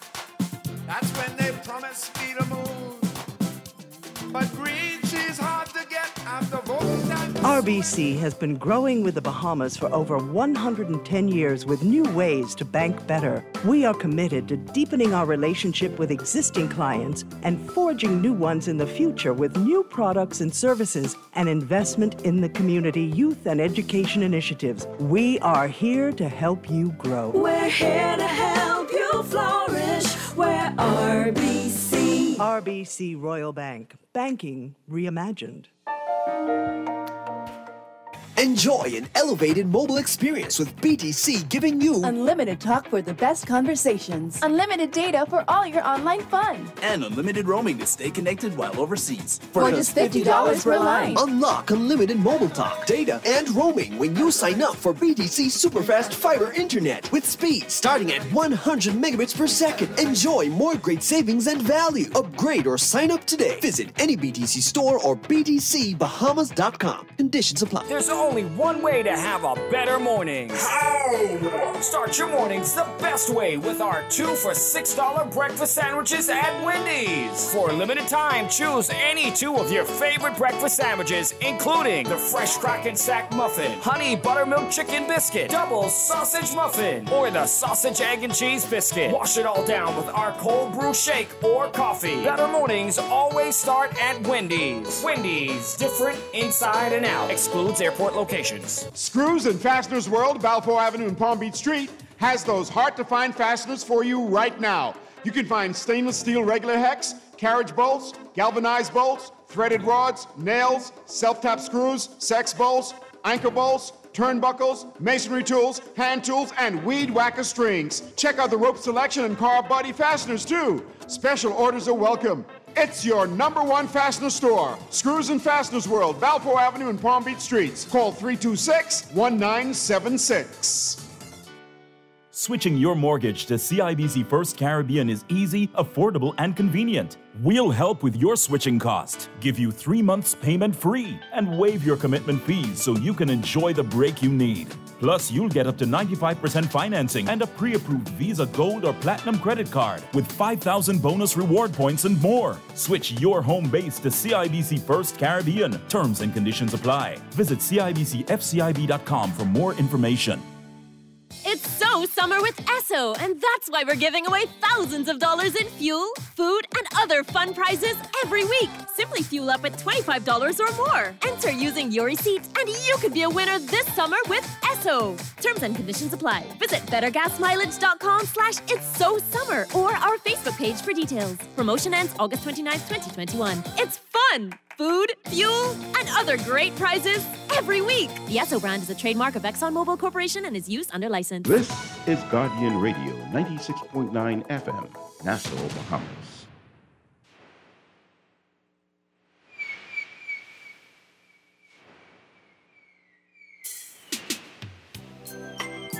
Oh, the moon is high out tonight. Yeah, me and my baby, we're doing all right. Want to join us? Come on down.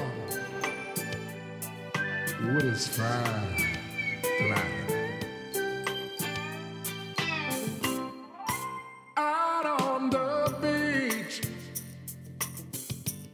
surf breaking over your feet. We are back here with Morning Blend on Guardian Radio 96.9. Dwight Strong with you on this Wednesday morning. We are changing gears, talking about the Bahamas Red Cross, which has a lifeguard certification program. Here to tell us all about it, we welcome Resource Mobilization and Communications Manager at the Bahamas Red Cross. It's a long title for Lori Major. Good morning, Lori. Great to have you with us. Good morning. Get a little bit closer to that mic there for us. Good morning. Yeah, there you go. Great to have you.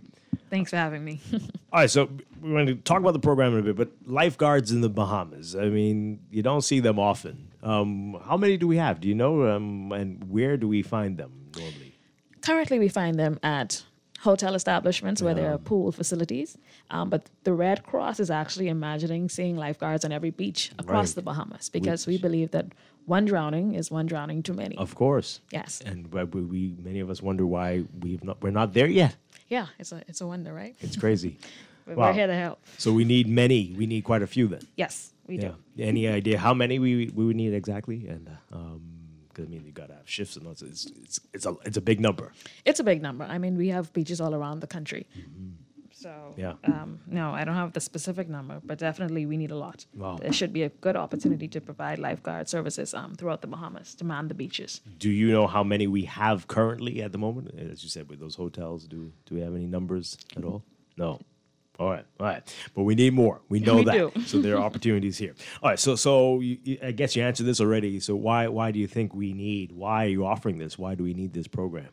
Well, the reason is twofold. So for the Bahamas Red Cross, our vision for the next 10 years is to build a more resilient Bahamas.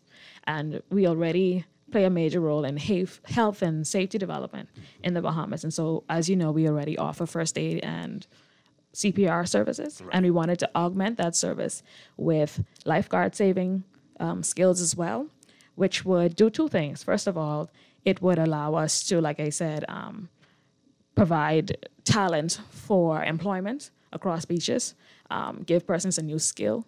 But secondly, it definitely would benefit Bahamians across the islands in reference to life-saving skills, especially in the aftermath or in the onset of disasters. Just these life-saving skills can be applicable in so many scenarios. Yeah.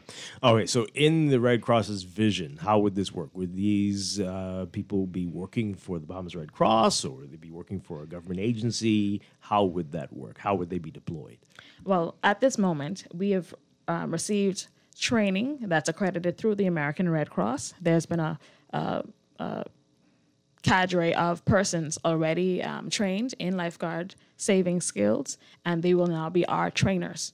And so as the program expands, of course, there'll be an opportunity to be one of our trainers, but there'll be hopefully a bigger opportunity because, you know, a big role of the Bahamas Red Cross is to advocate government as an auxiliary of government. And so we're hoping to lobby for the placement of lifeguards on beaches across the Bahamas, and through that, provide more employment opportunities for lifeguards and trained lifeguards. Okay. And so that's how we expect the program to expand. So they throughout won't the be next working decade. for you, but you hope to have them placed in a place where they could earn a living. But some will be working for us Yeah. because, like I said, as the program expands, right now we have certified lifeguard trainers on several of the family islands, including Abaco, Grand Bahama, and New Providence.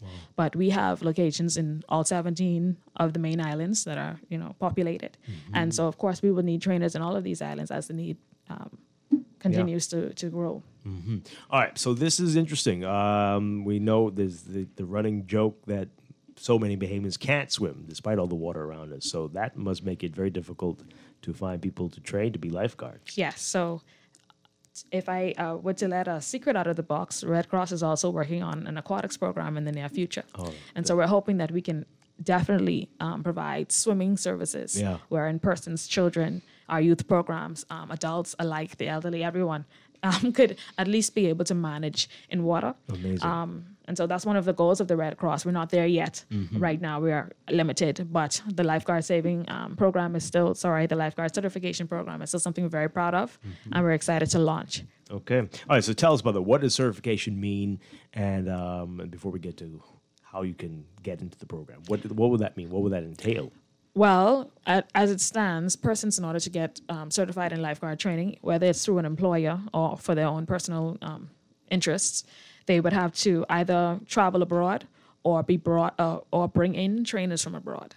So what the Red Cross is offering is that certification right here, right at home.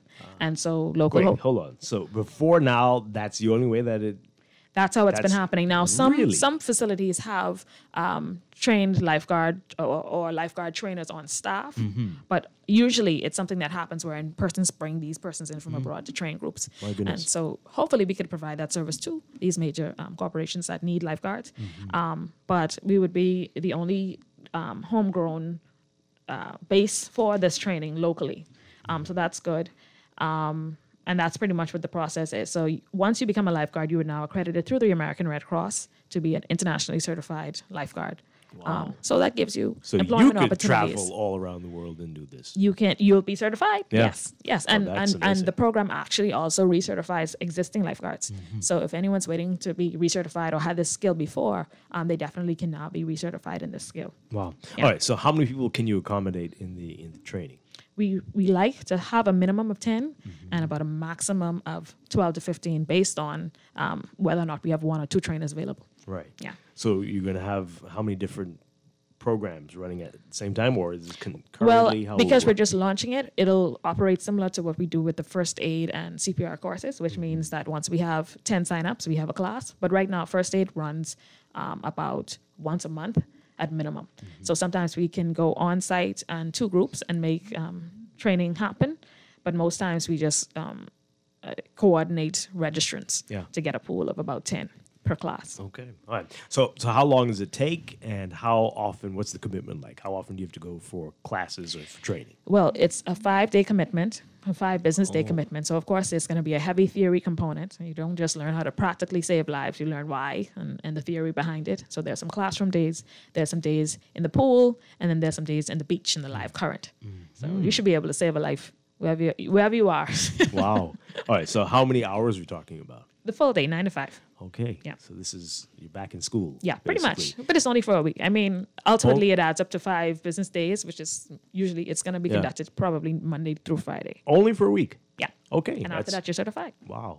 So, okay, do you have to be a strong swimmer? We ask that you're at least comfortable in water.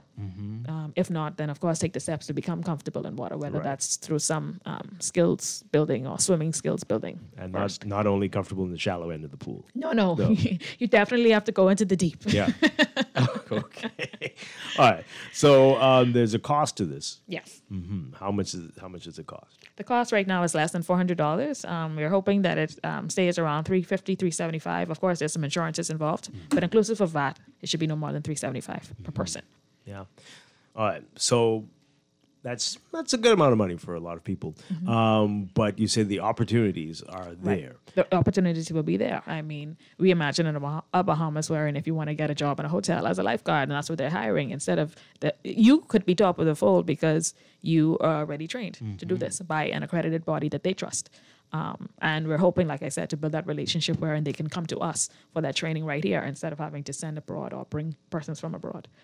Any age requirements, fitness level requirements? What are you looking at? Well, we would want you to consider yourself fit. You have to consider yourself fit. Right. Now, will you judge them as being fit? I will not be judging them. They will have to pass the course and be fit enough to pass the course in order to be certified. But the age requirement is 18 and older, with some consideration to looking into a program that would allow younger persons to participate, but of course with parental consent. But that's not rolled out as yet, but that's just what's to come. All right. So when you're thinking about, when you're hoping to start?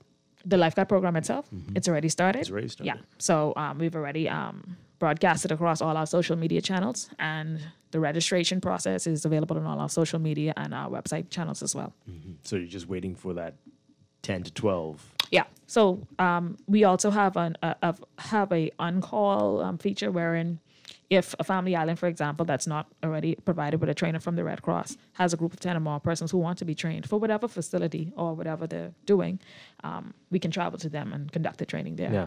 Now, we include all the equipment, of course, so they don't have to worry about any equipment. They just have to bring valid identification and sign up, pay the fee, and we tell them the next available date. Yeah. Do you need special equipment, special clothes, anything? We provide it all, uniform included, yeah. Bathing suits, all that stuff? We provide it all. Oh, okay, everything. All right. Well, let's clarify. We would need you to at least have your undergarments, right? Of course. Okay. All right. So, and then you mentioned the family island. So, explain that again.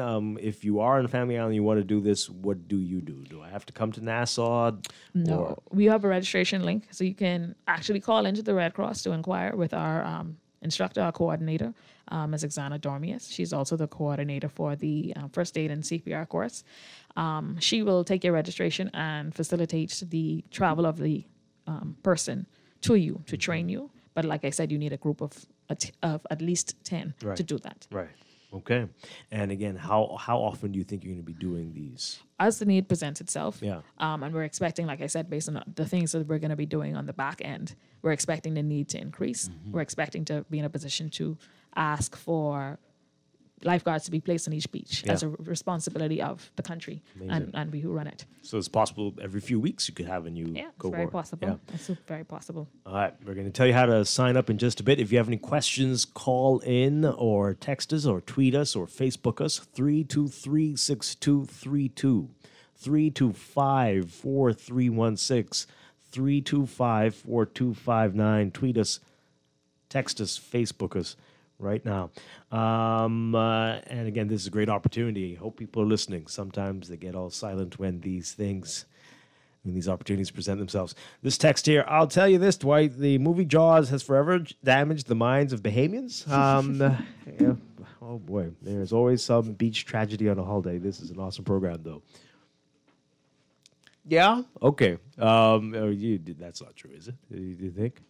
I think that we have far too many drownings. Our president likes to say, we don't want to see anyone drown in waters of the Bahamas. Yeah. So having this facility and having these resources available on beaches could provide so much of a help. No one wants to hear of their children drowning at a pool party or on a beach in the Bahamas. Yeah. Okay. We talk about minimum age, but is there a maximum age as a text? As long as you said you're fit, right? I think that if you're fit and you're strong and you're comfortable in water, come and get certified. Yeah. Oh boy, this person's saying the price. The price? You'd think the price would be cheaper.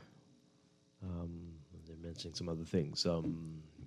What's the reason for that price? As I said, it's going to be a lot for some people. It's going to be equipment. It's going to be the uniforms. It's going to be the training. It has to build into the price. We have to build into the price the cost of providing the training. Yeah. And ultimately, that's where the cost comes from. Yeah. And with the equipment, it's really the lowest we can go, especially considering insurances that's necessary. And folks, you know how things work. If you don't have to put that investment in there, you might not take it as seriously as you should. But so that's always a point, going right? to be very important for some people. Yeah. All right, so tell us how we sign up. What do you need to do to be a part of this? Okay, so there's a link available. Unfortunately, it's not something I can read over the radio, but there's a link available on all of our social media platforms, which is at Bahamas Red Cross. So you can find us on Facebook, Instagram, and TikTok at Bahamas Red Cross. Our website also will have a banner that will lead you directly to this link. Once you complete the form available at the link, you can register. And if you want, you can just call into our local office, which is 323-7370, and request to register, and we can accept you at the desk or by calling. Mm-hmm. Give us that number again, 323-7370. Okay, wonderful stuff. And so you may be starting this first one. When do you think? Probably by the end of the summer, we Yeah. should have our first class. This is a great opportunity, folks. When we desperately need this, every holiday do. you wonder, all these people here, all these people in the water, and we get rip current warnings all the time, and there's no lifeguard, nobody out there. It just is mind-boggling how we could be this country with all these beaches and not have this. So dependent on coastal tourism. Yeah, it is shocking. Right. We need it. We need it. And we applaud the Red Cross the Bahamas Red Cross for doing this. This is great. Thank you.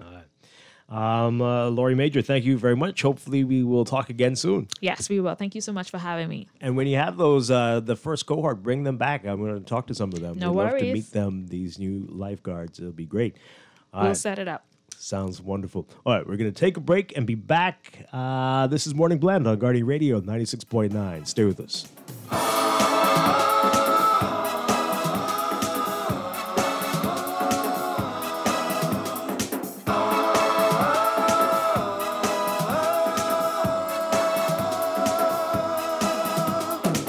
Do you remember back in old LA when everybody Everybody drove a Chevrolet.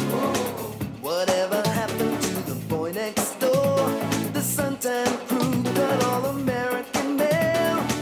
Remember dancing at the high school hop? Because I knew when there was soda pop. I didn't recognize the girl next door. The beat of sneakers and the ponytail. Beach, baby, give me your hand. Give me something that I can remember. Just like before, we can walk by the shore in the moonlight. Beach, baby, there on the sand. Till the end of September. Surfing was fun, we'd be out in the sun every day.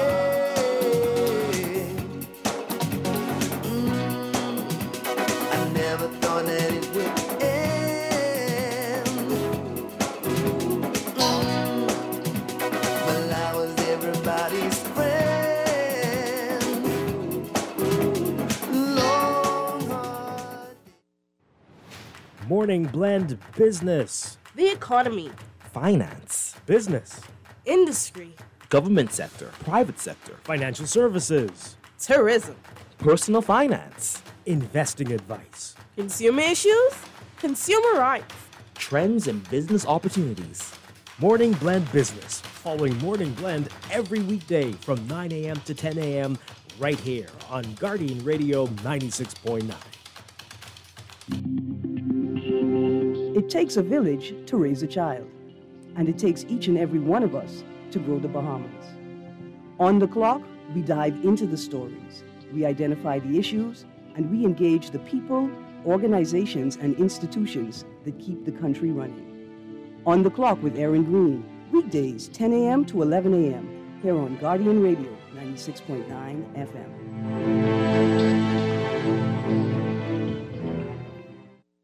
Wake up, it's a new day. Wake up. And we are back. We're going to break for news. When we come back, Morning Blend Business, it's part 2 of our special series on the impact that rising global shipping costs will have on local businesses and the cost of living in this country. You don't want to miss it. It is part 2 of this special series coming up. This is Morning Blend on Guardian Radio 96.9. Stay with us. Wake up, it's a new day. This is Guardian Radio 96.9 FM. Fresh news, smart talk, all day. This is Guardian Radio 96.9 FM. Fresh news, smart talk, all day. The views and opinions of the hosts and guests are their own and do not necessarily reflect the position of the management and staff of Guardian Network. Wake up, it's a new day.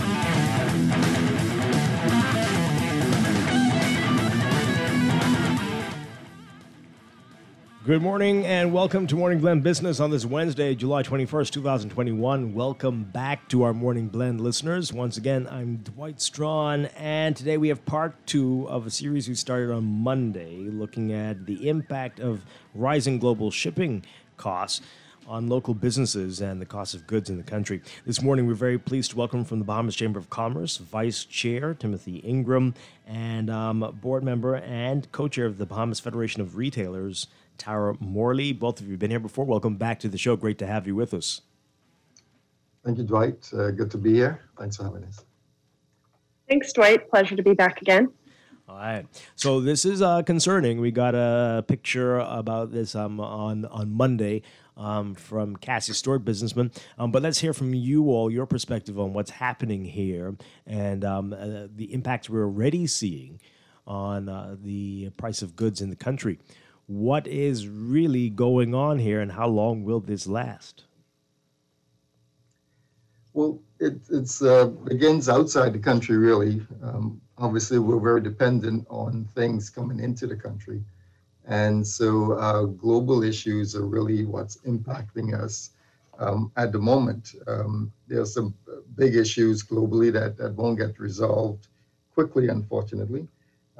For instance, there is a huge container shortage globally. So shipping containers, companies simply don't have enough shipping containers to ship the goods in. If you're looking at shipping from China, for instance, where a lot of things are made, there is a lack of shipping resources. They simply don't have enough ships, and so goods are sitting in ports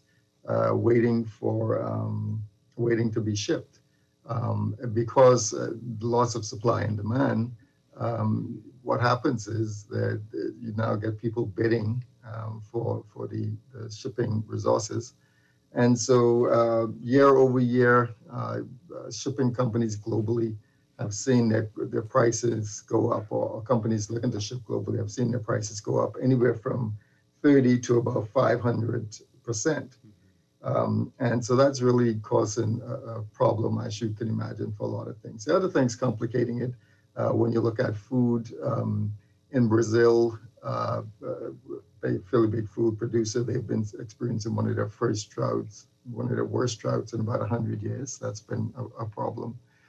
In the U.S., you've had droughts and fires in California, which California produces 25% of the U.S.'s food. We get a lot of our food from there. Wow. And so the fires and droughts have impacted that.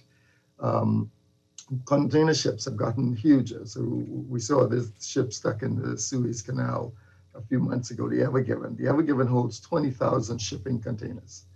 And so that's a huge number of containers. Now, when they land that at a port, or some of those at a port, the problem they now have is finding truck drivers to move those goods across land. And whether it's the US, the UK, there is an acute shortage of truck drivers and trucks.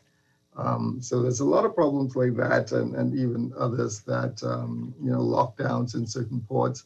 Nike, for instance, are looking at shortages of their Christmas supplies because factories in Thailand have been shut down for a few weeks because of coronavirus surges.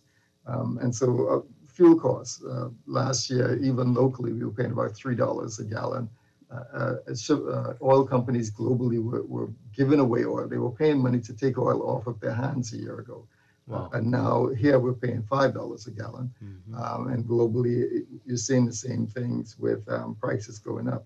So there's unfortunately a whole list of things. It's almost a perfect storm. Yeah, I was going to say, sounds like the perfect storm. This is terrifying. Yeah, and I'd just add to that in addition to the container shortage, there's also obviously a lack of air freight at the moment with travel so restricted still due to COVID. There aren't as many passenger planes flying, and therefore there's less cargo space available.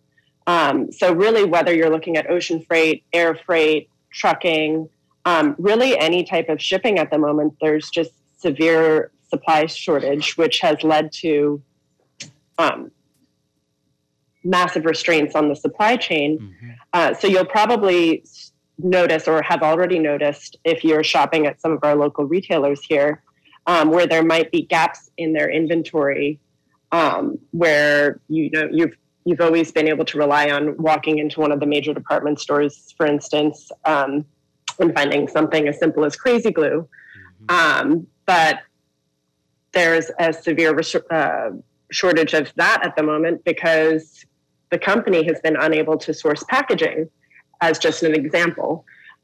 So that's created empty shelves if you're going in to purchase that product, or if you can find it, then perhaps that retailer has been able to find a creative solution to source it from elsewhere, going through a third-party distributor, which would again have another implication of a new layer on pricing.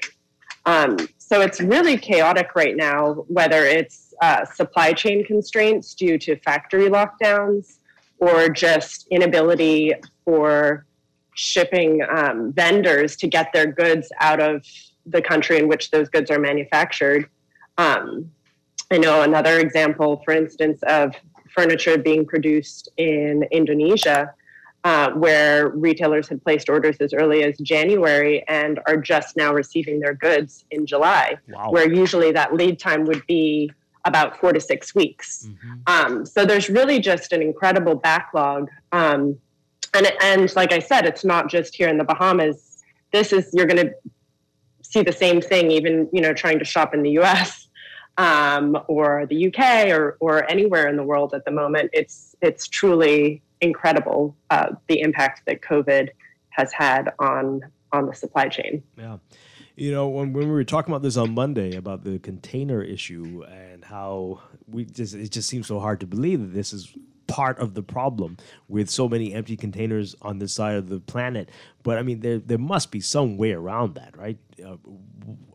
What is the issue? Why can't those, I know it's not profitable, but to ship those back empty, if we're in such desperate straits, desperate times, can't we do this? Yeah, they are shipping some back empty, but you get a huge container ship leaving the U.S. It needs to be full of empty containers, but of course they're going to carry as many containers with something in it as possible. So you're getting, for instance, scrap metal and recyclable paper being shipped back, and so all the containers going back on empty. Okay. The other issue that's compounding some of this is somewhere like the U.S. where you've had that stimulus package. So the stimulus package has been good for us in the Bahamas. It's given a lot of people money to go on vacation that they can use to go on vacation with. But it's also given a lot of people money just to shop. And it started during the pandemic with a lot of people shopping from home. We all saw the stories about Amazon and the other companies which made record profits during lockdown because people were at home and people were shopping. And now with the stimulus package in the U.S., people are continuing to shop and demand more. And as Tara says, furniture has become a problem because furniture takes up a lot of space to ship if it's pre-assembled and all the rest of it. And so the demand in the U.S. By all of these people having lots of extra money has caused a part of the problem as well. So I think they're in a place where yes, they're trying to, as quickly as possible, to get containers back to the other side of the world, to get them loaded up. But they also need to be, Maersk, who are one of the largest container makers in the world, had basically cut back on their container production during a lot of the last 12 months because the demand simply wasn't there. People weren't buying them. And so they stopped making them. They've obviously ramped up production now, but it's still going to take some time to catch up. Wow. All right. So you mentioned the gas prices, other prices with the shortages, but we're seeing, as you say, Tara, the shelves, we're noticing it already. How much worse are we expecting this to get and the impact this will have on prices? It really is quite variable based on the category of product. So I spoke with some of my member retailers throughout the week, and they've noticed in some product categories where pricing is starting to alleviate a little bit. So let's say it had gone up to almost 200% price increases in some categories. They're now seeing where, okay, it's eased back down to just 100% price increase or a 40% price increase, or no, it's still fully inflated. And so you are seeing an easing up. Right now, what they're predicting in terms of shipping is that we hopefully should see shipping costs starting to come down by 2022, which is, of course, quite a long way off still. And that's assuming no other disruptions in the global supply chain. So, for instance, Tim referenced the Ever Given getting blocked in the Suez Canal, which was, as the shipping community has phrased it, sort of the icing on the cake after COVID with blocking up the supply chain. So assuming no other massive disruptions along those lines, then hypothetically people are expecting this to calm down a bit by 2022.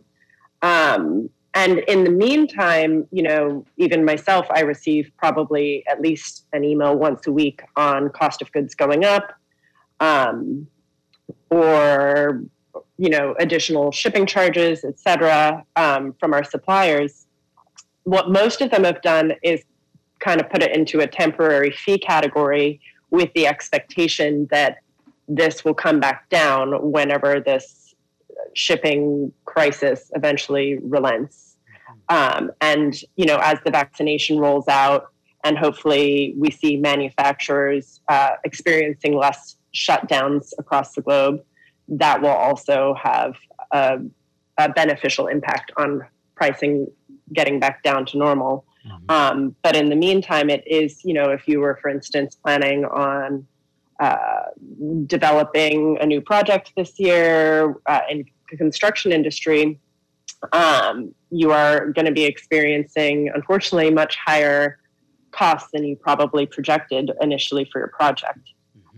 So that's where, you may see some people start to push back their timeline until we do see these prices come back down again. Right.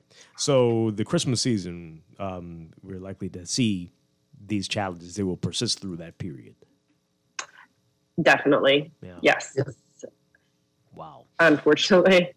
And like I said, it does vary from one product to another. So companies, this has been ongoing for some time now with the crisis. So companies are getting creative about how to bring in their goods. Also, everybody at this point realizes that lead times are much longer than usual. So retailers have put in Christmas orders, far further in advance than normal to ensure that they'll be able to get those goods in the time frame promised. But where you would ordinarily be able to sort of just fill in your inventory throughout the season, that you're not able to do as easily as in the past. So that's where you're seeing a lot of those empty shelves popping up all around. But I think people are just managing as best they can. And then, hopefully everything keeps moving on the up and up, and retailers don't get stuck with all this extra inventory they've had to order to navigate these shortages. Yeah, and globally, Dwight, you have companies like Nordstrom and H&M in the U.S. who preparing for their after Thanksgiving sales, but between lockdowns in some of the countries where their goods are being made and shipping delays, they're looking at the prospect of not having the goods that they would traditionally have for their holiday sales. So, yes, it will, and I'm sure that will flow through to us as well. So, as Tara says, yes, there's definitely going to be some impact on the holiday season coming. Wow. This text here, someone's saying it's not just shipping. Raw materials are very hard to get and are very expensive too. I'm in manufacturing and can tell you it's never been like this. And if you want to continue to serve your customers, you will pay what you need to. At some point, prices will have to go up. So, yeah, we know about the plywood and the other raw materials. So this is really across the board. Yeah, Home Depot have taken to chartering a vessel specifically for their goods because they were having such challenges getting their goods delivered through the normal supply chain. So they've gone out and looking to charter ships that they can get to bring their goods into the U.S. for them. And, a lot of Bahamians here building would go to Home Depot or somewhere like that to purchase items. And so it's obviously going to impact us. Mm-hmm. All right, we're going to take a break. When we come back, we want to find out what consumers should be doing at this time. Do we need to hold off purchases? What do you recommend? And what other businesses, what local businesses should be doing as well, facing these challenges? We're going to get into that after the break. This is Morning Blend Business on Guardian Radio 96.9. Stay with us. Wait, you know what's going down tomorrow? Nobody what happening? Joe bringing these knives to school?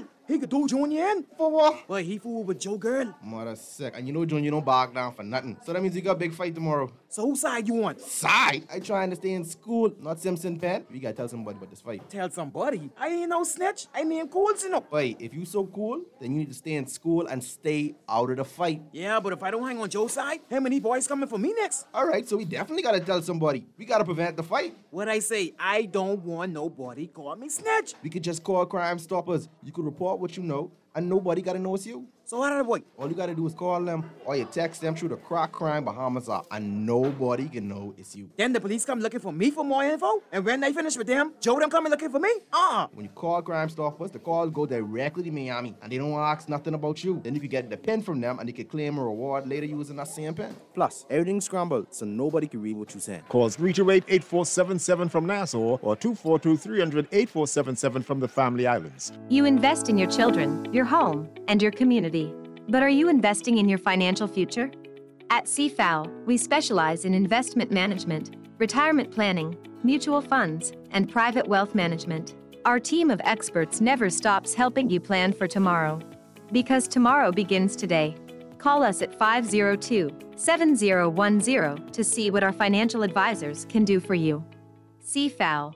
Growing wealth for future generations. Turn the keys to your own home with CIBC First Caribbean. We'll give you time to relax when you move in by waiving your first 3 monthly mortgage payments and commitment fees. Get up to 95% financing on your mortgage and a pre-approved Visa Gold or Platinum credit card with 5,000 bonus reward points and more. Visit CIBCFCIB.com/realtors-hub to connect with a realtor to make the home search easier. Finance your new home base with CIBC First Caribbean. Terms and conditions apply. Visit CIBCFCIB.com for details.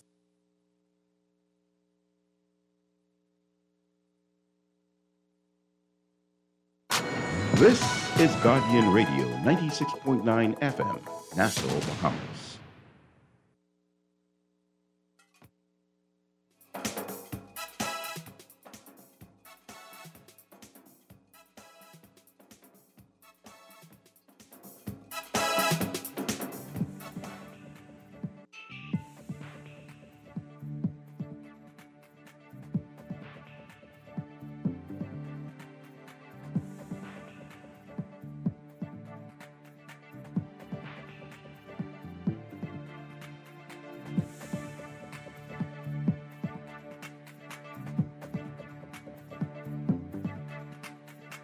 It's time for your morning business report brought to you by CFAO.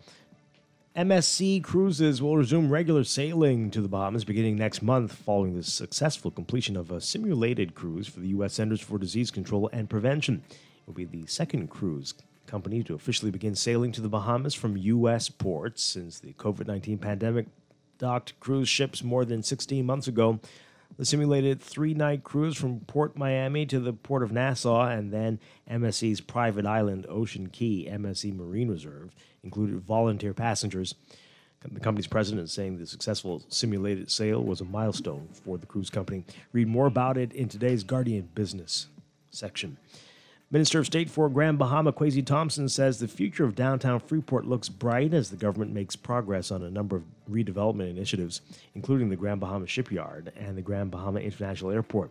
Regarding the redevelopment of GBIA, Thompson says the process remains on track for a request for proposals to be issued in the coming weeks. Prime Minister Dr. Jimenez announced last month the Carnival Cruise Line and Royal Caribbean International agreed to invest $350 million into the Grand Bahama Shipyard. Thompson says the development of the shipyard is a very big symbol of investor confidence and a sign that things are being revitalized in Grand Bahama. And one of the major concerns from small-scale workers in the tourism sector is the lack of recognition by government agencies.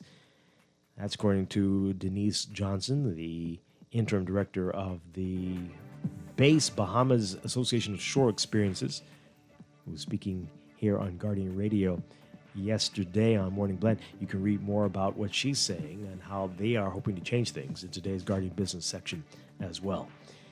Overseas, Japan's exports in June jumping 48.6% from the year earlier, marking the fourth straight month of growth. That's according to Japan's finance ministry. Imports for the month grew 32.7%, totaling 6.83 trillion yen, or $62 billion. Exports for the month totaled 7.2 trillion yen, or $66 billion. The increases were exaggerated by a plunge in trade last year due to the pandemic, but they highlight the recovery in the world's third largest economy as a global rebound in business activity and travel boosts demand. Exports to the U.S. surged 86% in June from a year earlier, led by shipments of cars and computer parts. Exports to China rose 28% with strong growth in vehicles, semiconductor making equipment, and computer parts. Japan logged a trade surplus of 985 billion yen, or $9 billion, in the first half of the year, the second straight surplus in a row.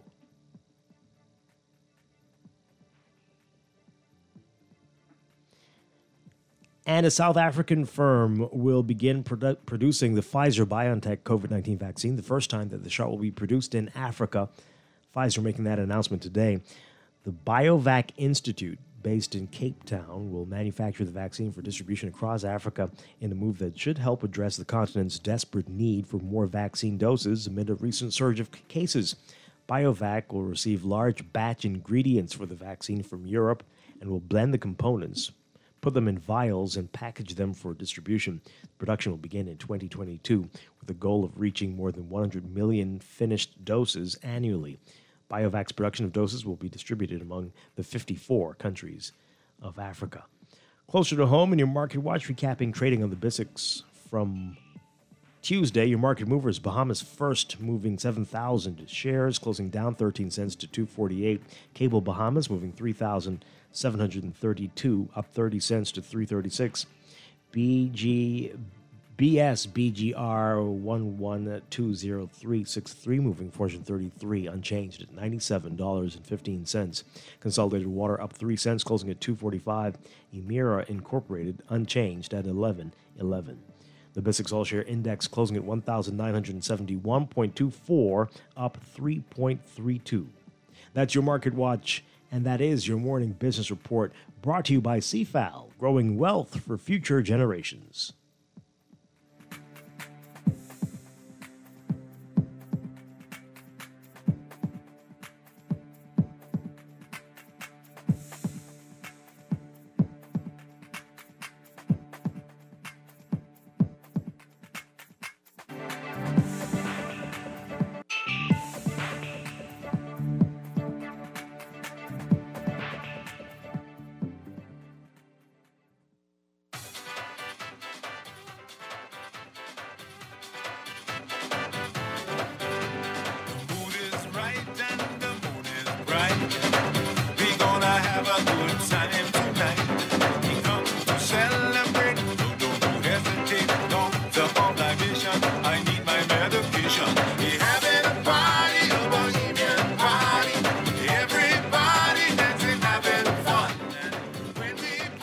We are back here with Morning Glen Business on Guardian Radio 96.9. Dwight Strachan with you. We're talking with Timothy Ingram with the Bahamas Chamber of Commerce and Employers Confederation.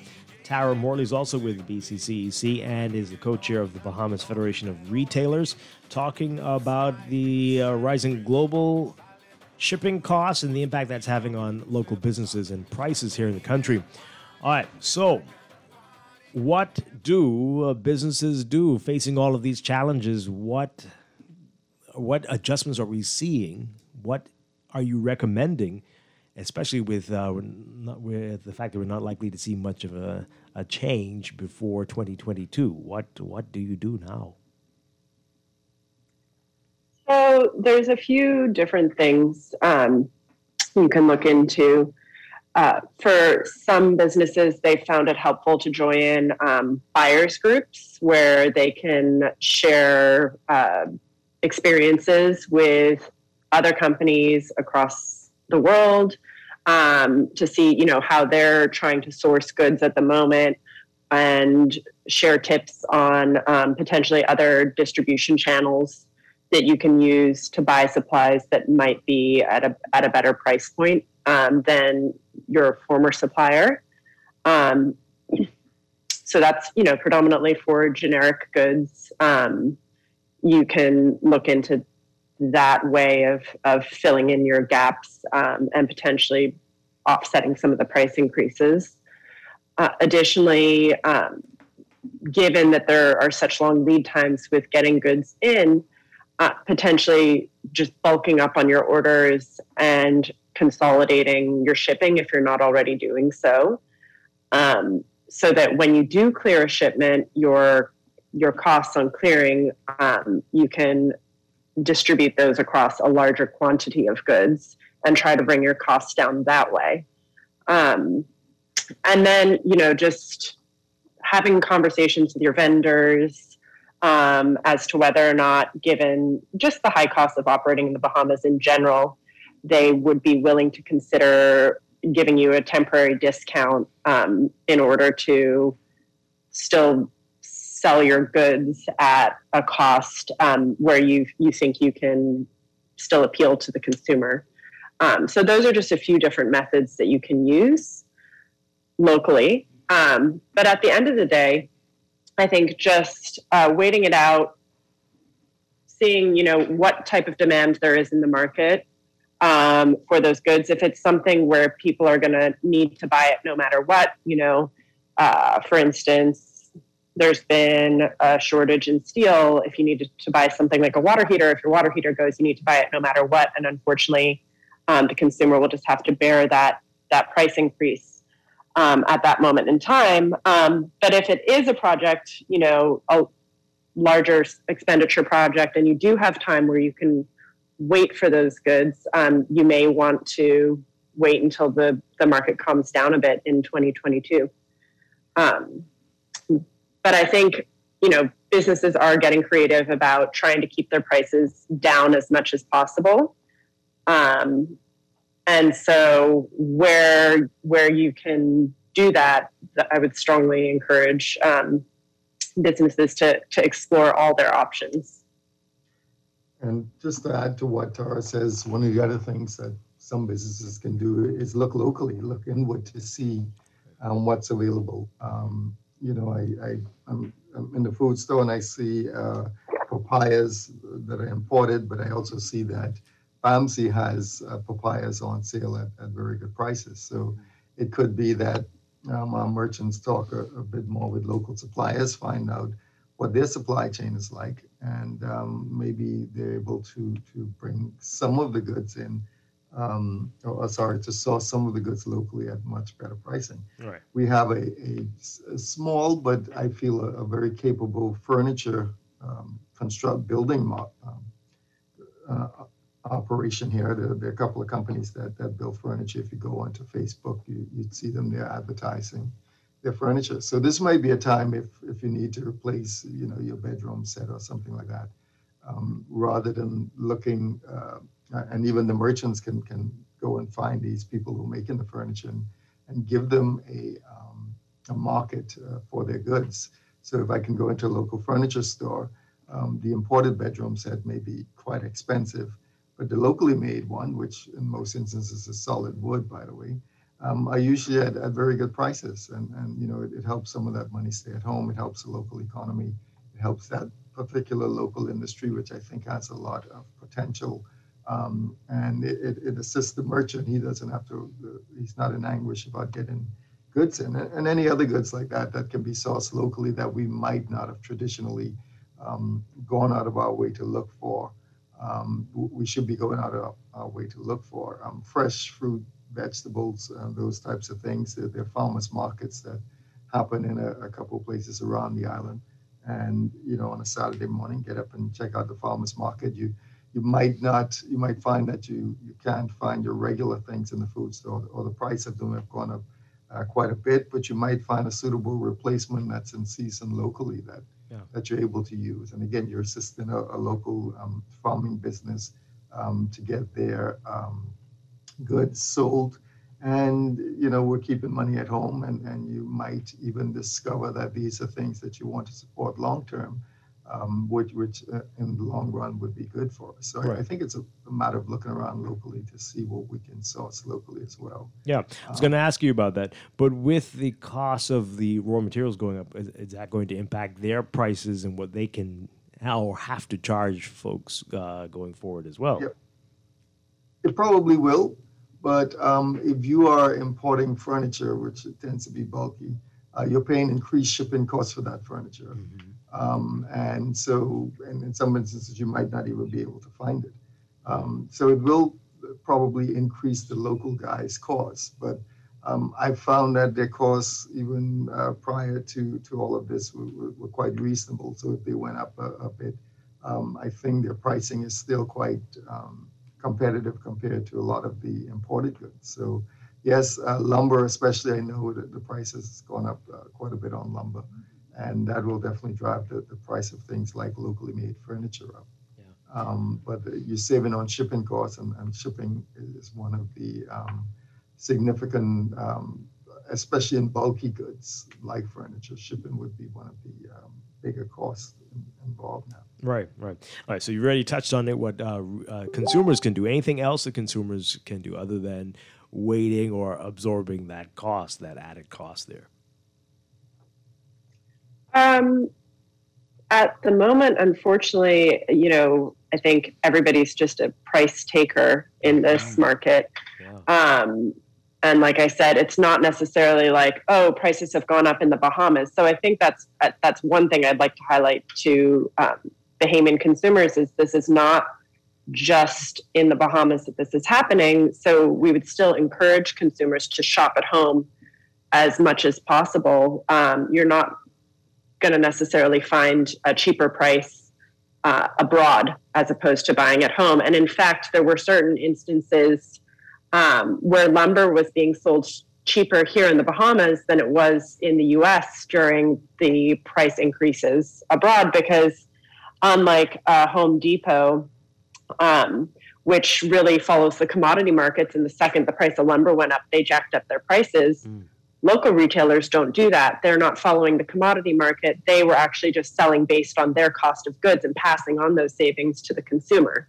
So, sometimes it really is better in the Bahamas. And so I would say just trying to step out of that mindset that, oh, it's going to be cheaper abroad. It's going to be cheaper abroad. That's not necessarily the case. And so just continuing to support the local market, shop at home as much as you can. And obviously, like I said, there are going to be some empty shelves here and there where you simply will not be able to shop at home because it might not be available on the island. But wherever you can, just continuing to support the local market and have patience with your local retailers and with retailers, everywhere you might be traveling to, just because this is such a historic moment that we're going through with an all-time high with container shortages that the world has ever seen. And we're seeing it more and more that when you buy abroad and then bring in with the duties and the VAT and all the shipping and all the other handling fees, you end up, you're not saving much anymore, or it's actually costing you more. Right, because shipping has gone up. You'll probably find where retailers are, because they're able to consolidate their shipping on a larger volume of goods, you're probably going to end up buying that item cheaper at home. Because just to ship one item in from abroad with the increase in shipping costs, you're going to end up seeing sometimes where you're paying more than the cost of the good itself to bring that item in from abroad. So, just taking that in mind and taking it in stride. And I think just where we are still coming out of COVID, it is still so important to be supporting the local economy as much as possible. But just having patience with the businesses here, because unfortunately a lot of this is very much out of our control. But like I said, all the businesses that I've spoken to have gotten incredibly creative about trying to figure out either new distribution channels or different shipping methods in order to alleviate that price inflation as much as they possibly can within their control. Getting an interesting... Tim? Go on, Tim. During the past 15 months lockdowns, especially when we had concerns about food security early in the pandemic, a lot of persons got into doing their own gardening and growing a lot of their own crops. in their gardens or in a small space. And again, that's another thing that we can look at as people to kind of control our costs. So I heard one particular backyard farmer who says her strategy is to look at the more expensive vegetables in the fruits and vegetables in the food store, and whichever ones of those that she can grow in her backyard, she grows them. Wow. And so that cuts out quite a chunk of her cost for fresh fruit and vegetables. And so if you're following that strategy and you're continue to grow things, and you are able to cut some things out of your budget because you're getting it free from your backyard, that then helps to ease the impact of the cost of the other goods going up that you can't produce in your backyard. You can't produce the milk in your backyard if the cost of milk is going up. But if you can produce the cucumbers and broccoli and those types of things, then the cost of milk can be absorbed a bit better because you're not having to buy the broccoli and cucumbers. And a lot of people have abundance of these things. We've seen it with mangoes, especially recently. Mm-hmm. So why not share it around with your neighbors and help them get through this time as well? Yeah, absolutely. Folks, you can call us, tell us your concerns. 323-6232, 325-4316. 325-4259. Tweet us, Facebook us, or text us, 422-4796. We got this text message here. Someone says, Dwight, honestly, with regards to the comment that shipping prices are expected to go down by 2022, that isn't much assurance regarding inflation in the Bahamas. I've seen this pattern many times before. Prices go up due to some outside influence or forces, and then they never return to the levels they were once that issue is no longer in play. Tara, we hear that often. What do you say to people who are saying, I expect these will be the prices we see forever? I completely understand where the consumer would see like, oh, well, prices have come down now, so how come the prices haven't come down here? Now, if you're a large business here, let's say you're selling lawnmowers or water heaters or whatever the good might be. Oftentimes, in order to offer that better price point to the consumer, what those suppliers are doing here is they'll ship in an entire container load of couches or water heaters or lawnmowers. So if they are purchasing those goods at this point where the market is at an all-time high, because they still do need to have lawnmowers available to sell, they still have a full year. So let's say by 2022, they just purchased them, they've gotten them on the island, but they have a year's worth of supply. They still have to run through all of that inventory that they purchased at the higher price point before they can bring in their next year's shipment and cost average down their price point. So you could see sometimes, depending on the turnover of the category for that good, where you wouldn't see the prices coming back down maybe for up to a full year. So that's where sometimes these inflationary pressures can have persistence longer than the actual persistence in the overall global economy. Because, we are on an island, and so we do have to be cognizant of, not just bringing in one lawnmower at a time, but consolidating those shipments so that we can pass on those savings to the consumer. And that's where there's the lag effect on the inflationary pressure here locally. Wow. If that makes sense. It makes sense. It's not going to make people... I don't know if it's going to make them feel any better. But yeah, and I'd say, with things like food, for instance, there's a higher turn, obviously. Right. So you should be able to see things like that return to normal as markets return to normal. So that's where it really is so variable depending on the price on the turnover of that category of good. Mm-hmm. I'd say another thing that we could potentially consider looking into on behalf of businesses trying to counteract the inflationary pressure is, depending on the persistence in this increase of prices in raw materials, et cetera, is potentially, looking at with government if there are areas where we could reduce duties to try and offset some of that inflationary pressure. because they would still be, recouping some of those monies in the VAT at the higher cost of goods. That could potentially be another way for us to offset some of these issues with the external inflationary pressures, given what's going on in the market.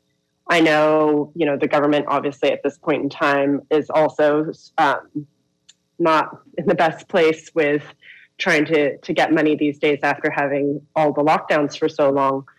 So that would have to be a conversation with them. But that's another area that we could potentially investigate to try and offset some of this inflationary pressure for the consumer. Mm-hmm. Okay. All right. We need to take our final break. When we come back, our final few minutes on this matter. This is Morning Blend Business on Guardian Radio 96.9. Stay with us. We'll be right back.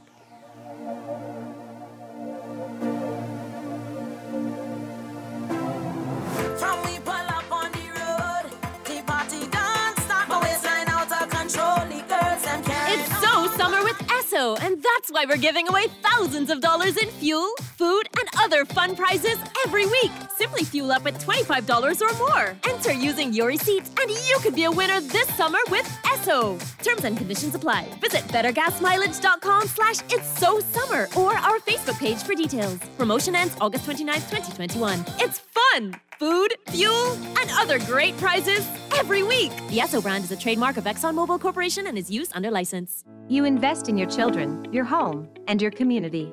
But are you investing in your financial future? At CFAL, we specialize in investment management, retirement planning, mutual funds, and private wealth management. Our team of experts never stops helping you plan for tomorrow. Because tomorrow begins today. Call us at 502-7010 to see what our financial advisors can do for you. CFAL, growing wealth for future generations. It's happening, and it's all straight talk with no chaser. As Stephen Miller is unleashed on your radio each weekday, 11 a.m. to 12 p.m. right here on Guardian Radio 96.9 FM. It's going to be smart talk, ideas, and innovation. Each weekday, 11 a.m. to 12 p.m. only on Guardian Radio, your station for fresh news and smart talk. Trust me, you're not going to want to miss this. Turn the keys to your own home with CIBC First Caribbean. We'll give you time to relax when you move in by waiving your first 3 monthly mortgage payments and commitment fees. Get up to 95% financing on your mortgage and a pre-approved Visa Gold or Platinum credit card with 5,000 bonus reward points and more. Visit CIBCFCIB.com/realtors-hub to connect with a realtor to make the home search easier. Finance your new home base with CIBC First Caribbean. Terms and conditions apply. Visit CIBCFCIB.com for details. It takes a village to raise a child, and it takes each and every one of us to grow the Bahamas. On the clock, we dive into the stories, we identify the issues, and we engage the people, organizations, and institutions that keep the country running. On the Clock with Aaron Green, weekdays 10 a.m. to 11 a.m. here on Guardian Radio 96.9 FM.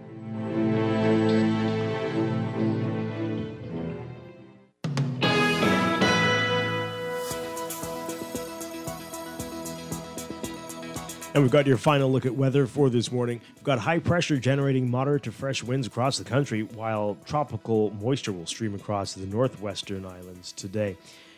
Mariners should be alert for possible waterspout activity, and beachgoers in the central and southeast Bahamas should be alert for possible rip currents along east and south coast beaches. And everybody's being advised to remain hydrated, limit outdoor activity, and to be alert for signs of heat exhaustion. It's expecting high temperatures again today and high heat indices.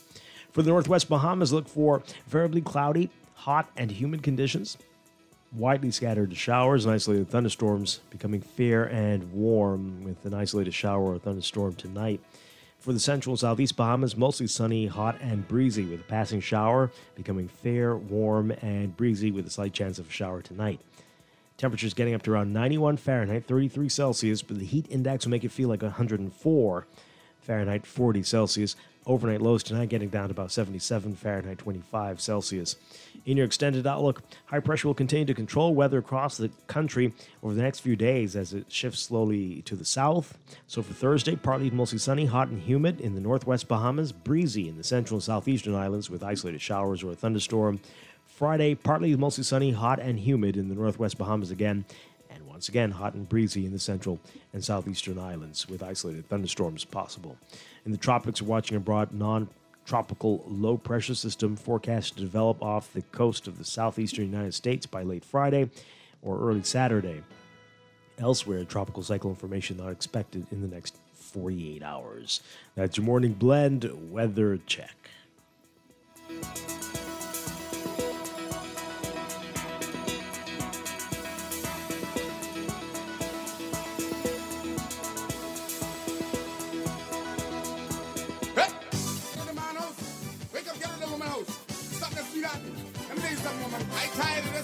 We are back here with Morning Blend Business on Guardian Radio 96.9. Dwight Strachan with you. We are in part 2 of our series on rising shipping costs, the global shipping costs, and the impact that's having locally on businesses and prices. We are talking with Tara Morley with the Bahamas Federation of Retailers and Timothy Ingram, the Vice Chair of the Bahamas Chamber of Commerce and Employers Confederation.